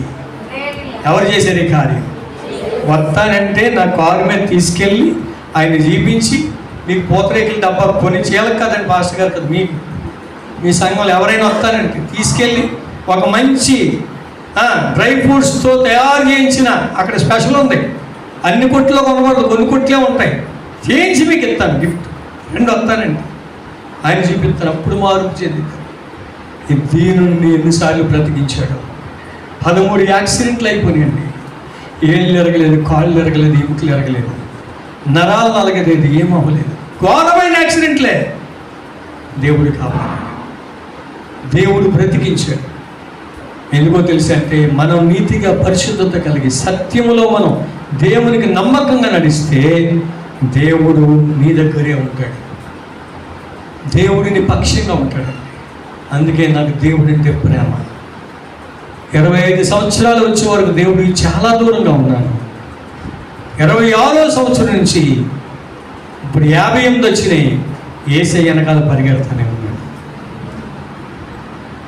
యేసయ్య వెనకాల పరిగెడతానే ఉన్నాను. నా దీపం దేవుడు వెలిగించాడు. ఇప్పుడు వెలిగించబడదామా ఆరిపోదామా? గట్టిగా చెప్పాలి. వెలిగించబడదామా ఆరిపోదామా? వెలిగించబడాలంటే ఏం చేయాలి? కొన్ని మనలో నుంచి తీసేయాలి. వెలిగించబడాలంటే కొన్ని ఏం చేయాలి? కొన్ని పరిశుద్ధాత్మ వరములను ఫలములను కలిగి ఉండాలి. నిన్ను వెలిగిస్తాడు దేవుడు. మనం వెలగాలి, చెప్పాలి. ఆయన ఏమంటాడు, మీరు లోకమునకు వెలుగై ఉన్నారు. వెలుగుకి చీకటికి ఏంటి సంబంధం? వెలుగుకు బిల్యాలకి ఏమి సంబంధం? అవిశ్వాసులకి విశ్వాసులకి జోడి ఎందుకు? నీ భార్య విశ్వాసం అయితే పురుషుడు నీ భార్య మారు మనసు కొరకే ప్రార్థన చేయి. భర్త విశ్వాస అయితే అవిశ్వాస అయిన భార్య కొరకు ప్రార్థన చేయి. అబీగయీల్ అంటది, అయ్యా నా భర్త మొరటివాడు, దుష్టుడు, తన పేరులో ఉన్న దుర్గుణం. నాకు తెలుసుంటే నీ పని వారికి నేను ఆహారము ధాన్యము ఇవన్నీ పంపించేదాన్ని. నాకు తెలియదయ్యా, నన్ను క్షమించండి. అమ్మా నువ్వు అడ్డం వచ్చావు కాబట్టి నీ ఇంట్లో ఒక్క మొగోడిని బతక్కోకుండా చంపేస్తాను కానీ బయలుదేరని కట్టట్టుకుని అంటాడు దాన్ని. ఆ అబీగయీల్ ఎప్పుడైతే ఆయన పాదముల దగ్గరకు వచ్చిందో, నిన్ను బట్టి నా కోపం దేవుడు ఆవిడ ఏమంటుంది, అయ్యా నువ్వు అలా కోపడకూడదయ్యా, కత్తెట్టుకోకూడదయ్యా, నువ్వు దేవుని యుద్ధాలు చేసే రాజువో, లోకపు రాజువు కాదు నువ్వు. ఆయన గుర్తు చేసి, నువ్వు లోకపు రాజువో, దేవుడు ఏర్పాటు చేసుకున్న రాజు, దేవుని ప్రజలను కాపాడేవాడు. నీలో కోపం ఉండకూడదు అంటే కోపం అణిగిపోయింది. దేవుని స్తోత్రం. హల్లెలూయా. కీర్తనకారుడు అంటాడు, కోపమానము, వ్యసన పడకము, అది కీడికే కారణం. కోపం పాపం నిత్య నరకానికి. తన కోపమే తనకు శత్రువు. స్తోత్రం చెప్పండి గట్టిగా. దేవుని బిడ్డలారా అంటాడు, నీ దీపస్తంభమును దాని చోట నుండి దేవుని చేత మనం తీసేయించుకోద్దండి. దేవుడు వెలిగించేది. 2 మాటలు చెప్పి నేను ప్రార్థన చేస్తాను. గెరాసేను ప్రాంతానికి దెకపోలిలో ఒక ఊరు ఉంది. ఆ ఊరిలో ఒక యవనస్తుడు పడిపోతే ఆ పడిపోయినప్పుడు ఎక్కడ పడిపోతున్నాడు అక్కడ దయ్యం వచ్చిపోతుంది అంటే. అలాగ 2000 సార్లు పడిపోయినట్టున్నాడు. 2000 దయ్యాలు వచ్చేసి. ఈ 2000 దయ్యాలు అట్టుకున్న వాడు ఊరిలో బేభత్సంగా తిరుగుతూ ఊళ్ళందరూ కొట్టి గుడ్డలు బీగేసి సంఖ్యలేసి ఇంత లావు సంఖ్యలు ఎత్తారంట, దారిలో తిప్పేశాడంట.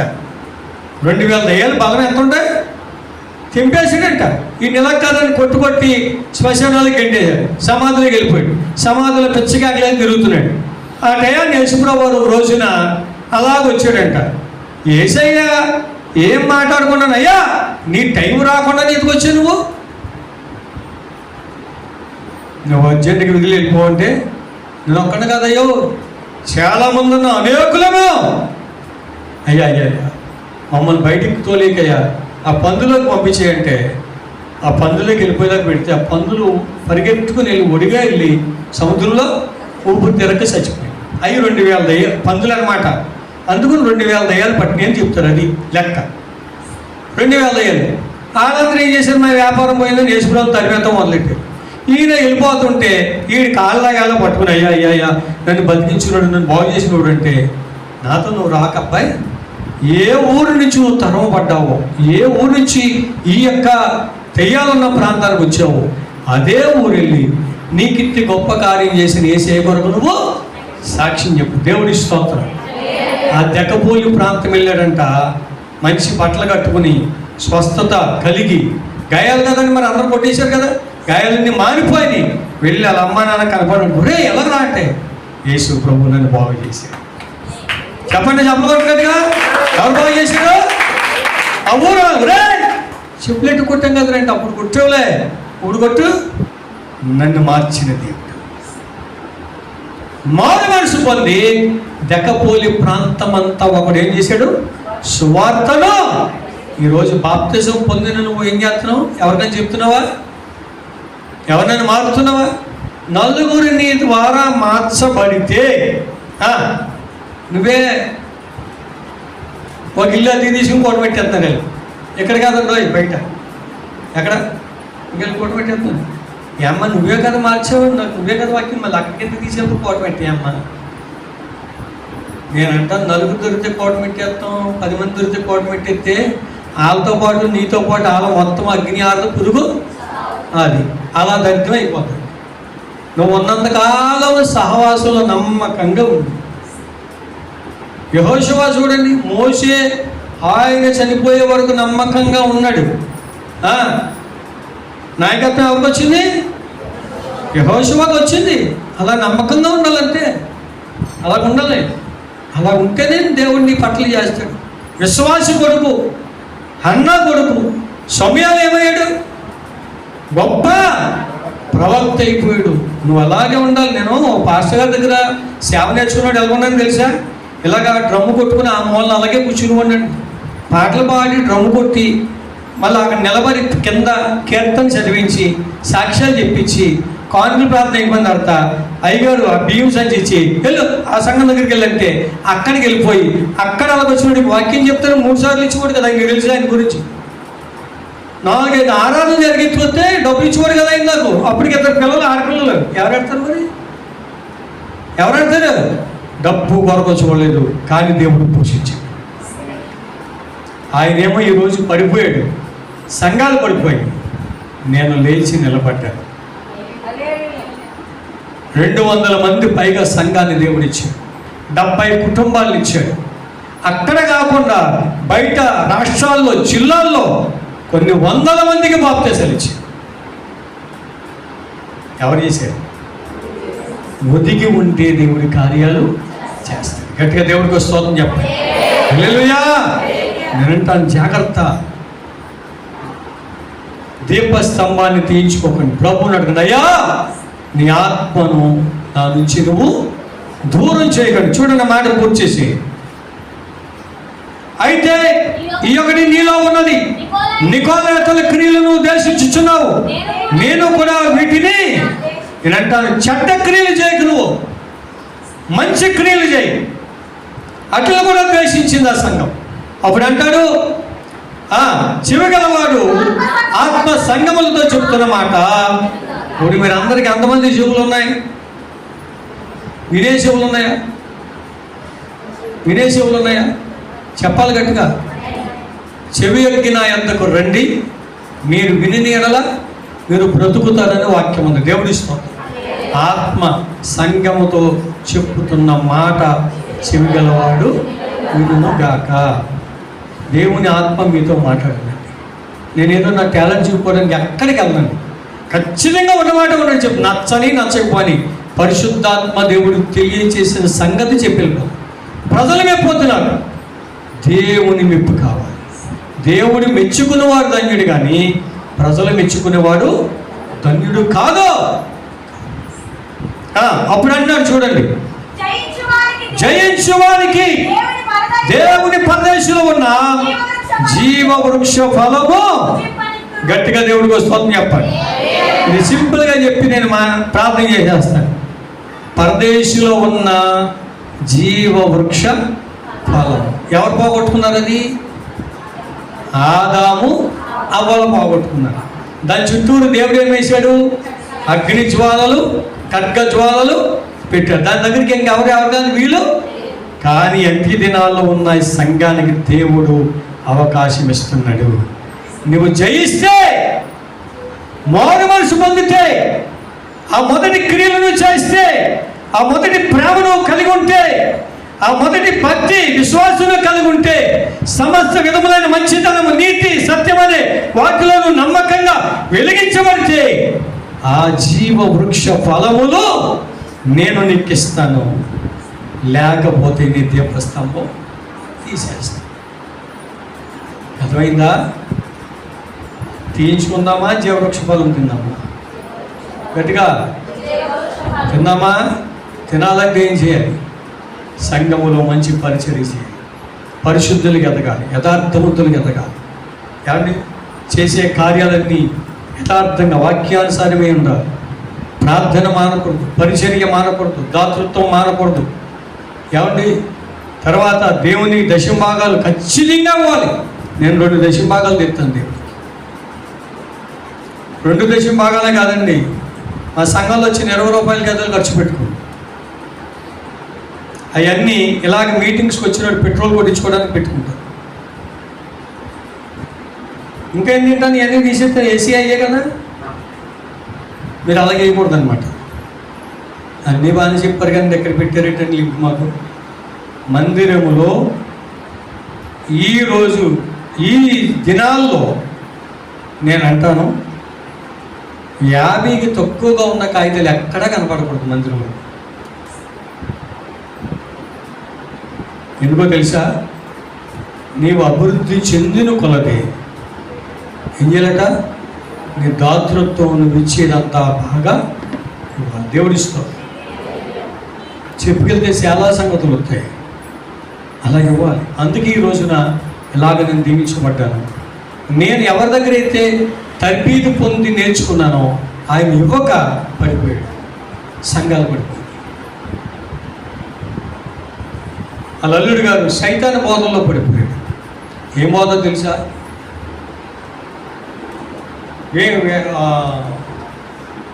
మా రాజమండ్రి దగ్గర ఉంటుంది వ్యామగిరి, అక్కడ ఒక సంస్థ, విలియం బ్రాన్హమ్ సంస్థ. అందులో విలియం బ్రాన్హమే దేవుడు పడిపోయాడు. నేను వాళ్ళ ఇంటికి ఎప్పుడైనా చూస్తాను పాస్టర్ గారిని ఏదో ఒకటి కొద్దిగా ఇచ్చి వెళ్తాను కారు వేసుకెళ్తే ఆయన నా వెనకాల చూస్తాడండి. నేనంటాను, కొన్ని సందర్భాల్లో దశమ భాగం ఇవ్వడం కూడా మర్చిపోయాను. ఈ దేవుడికి ఇచ్చి దరిద్రులైన వారు ఎవరు? నువ్వు 100 గుప్పులు బిగించిన 10,000 గుప్పులు ఆయన కాలనకాల అవసరమైనప్పుడు జూబులో పెడతాడు. అది స్తోత్రం చెప్పండి. నేను నమ్ముతాను. అలాగే మీరు కూడా మీ పాకెట్ మనీ ఇచ్చినప్పుడు దశమ భాగం పక్కకి ఎత్తుకోవాలి. ఇంకో విషయం చెప్పనా? సంవత్సరానికి ఒక డబ్బా డిప్పి పెద్దది తీసుకుని 10 కాయితం ఉందా, 20 కాయితం ఉందా, 5 రూపాయలు ఉందా, 10 రూపీస్ కాయిన్ ఉందా, రూపాయి పిల్లలు కాదు, ఇది నా దేవుని మందిరానికి సంవత్సరానికి ఒకసారి ఇచ్చుకుంటానని చెప్పి ఒకటి పెట్టుకుని అలా చెయ్యి. మా చర్చిలో ఒక అమ్మాయి ఉంటుంది, సుధా అని, ఇంటర్మీడియట్ చదువుతుంది. ఆ అమ్మాయి సంవత్సరానికి ఒకసారి ఇంత బాక్స్ కట్టుకోతుంది. ఆవిడ స్కూల్కి వెళ్ళిన దాంట్లో దాచుకున్న డబ్బులన్నీ అందులో వేసుకుని పట్టుకుంటుంది. అలాగే ఇంకొకరు ఉన్నారు, వాళ్ళ కూడా ఒకసారి ఎట్టుకొస్తారు. కానుక వేరు, దశమ భాగం ఎందుకు వదిలే?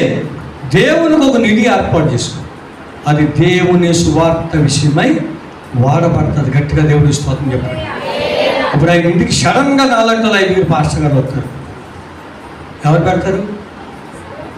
ఎవరు పెడతారు? మనమే పెట్టాలి. నీ మందిరములో ఆహారం ఉండినట్లు 10వ భాగం అంతా పట్టుకొచ్చి దేవుని మందిరంలో సంఘాలు పడిపోతున్నాయి. అర్థం ఏంటి తెలుసా? చాలా ఇట్లతో తప్పిపోతున్నారు. ప్రార్థన మానేస్తున్నారు, సహవాసం మానేస్తారు, పరిచర్య మానేస్తారు, దాతృత్వం మానేస్తారు, దాన ధర్మాలు చేయడం మానేస్తున్నారు, దశమ భాగం ఇవ్వడం మానేస్తారు, పాస్టర్ గారు మాట వినడం మానేస్తున్నారు, మీటింగ్స్కి గృహకూటాలకు రావడం లేదు. ఇలాగ ఎన్నో చోట్ల పడిపోయారు. అందుకే అన్నాడు, నీవు మొదట ప్రేమ మరలా తెచ్చుకో. ఎక్కడ పడిపోయావు జ్ఞాపకం చేసుకో. నేను కూడా అంటాను, ఎక్కడ పడిపోయానో జ్ఞాపకం చేసుకుంటాను. ఇలా చెప్పుకుంటున్నా, ఇంకా ఎన్నో చెప్పాలని లోపల నుంచి వచ్చేస్తున్నాయండి జీవజల నదిలే. దేవుడి స్తోత్రం చెప్పండి. హల్లెలూయా. గడికి చెప్పాలి. నేనంటాను, జాగ్రత్త అనే జీవితం. మారండి, మారు మనసు పొందండి. ఎవరు బిడ్డలారా, దేవుడు మీ పక్షం ఉన్నాడు. యోహాను రాసిన మొదటి పత్రిక 2వ అధ్యాయం చదవండి. యవనస్తులారా మీరు బలవంతులు అంటాడు దేవుడు. మీరు బలవంతులు, బలం ఉండగానే దేవుని పక్షంగా ఉండాలి. బాగా వాక్యం చదవాలి, సంవత్సరానికి ఒకసారి బైబిల్ చదవాలి, పాటలు పాడాలి, వ్యక్తిగతంగా కోరుకోకూడదు, గ్రూప్ సాంగ్స్గా పాడాలి, పాస్టర్ గారు చెప్పినట్టు చేయాలి, విజ్ఞాపన చేయాలి, ఖాళీ టైంలో మందిరానికి వచ్చి జాగారాలు చేయాలి, ఆల్ నైట్లు ప్రేయర్లు చేయాలి, ఉపవాస ప్రార్థన చేయాలి. ఉపవాసం ఉంటే టైం మీదే. చాలామంది ఉపవాసం ఉంటారు, ఉపవాసం ఉండి ప్రార్థన చేయాలి. రెండవది, ఉపవాసం ఉన్న పూటను మానేసిందంతా కూడా మందిరంలోకి తీసుకొచ్చేవాళ్ళు. నేను ఎప్పుడైనా ఉపవాసం ఉంటే నేను తిన్నాయన్నీ పక్కనెట్టేసి, దాని ఖర్చులన్నీ పక్కనెట్టేసి, ఆ డబ్బులు, ఆ రైస్ అంతా కూడా ఏదో పేద పాస్టర్ గారికి ఇచ్చేస్తాను. నా ఇంట్లో తిందాం, అందుకే నాకు ఆశీర్వాదం. మీకులాగా నేను కూడా కుప్పలు తీయమంటాను. అది 1-2 పాస్టర్ గారులకి వాటితో పాటు కూర ఖర్చులకి ఒక ఇద్దరు మాస్టర్ గారు ఎనిమిది ఇచ్చేస్తాను. అదే ఆశీర్వాదం నాకు. నేను చెప్పి చేసింది చెప్తున్నాను మీకు. నేను అంటాను, ఈరోజు ఎక్కడ పడిపోయా జ్ఞాపకం. అందరూ ఒకసారి లేచి నిలబడి, ప్రభువా నేను ఎక్కడ పడిపోయాను ఒకసారి. నీకు తెలుసమ్మా నువ్వు ఎక్కడ పడిపోయావో, నువ్వు ఎక్కడ పడిపోయావో నీకు తెలుసు.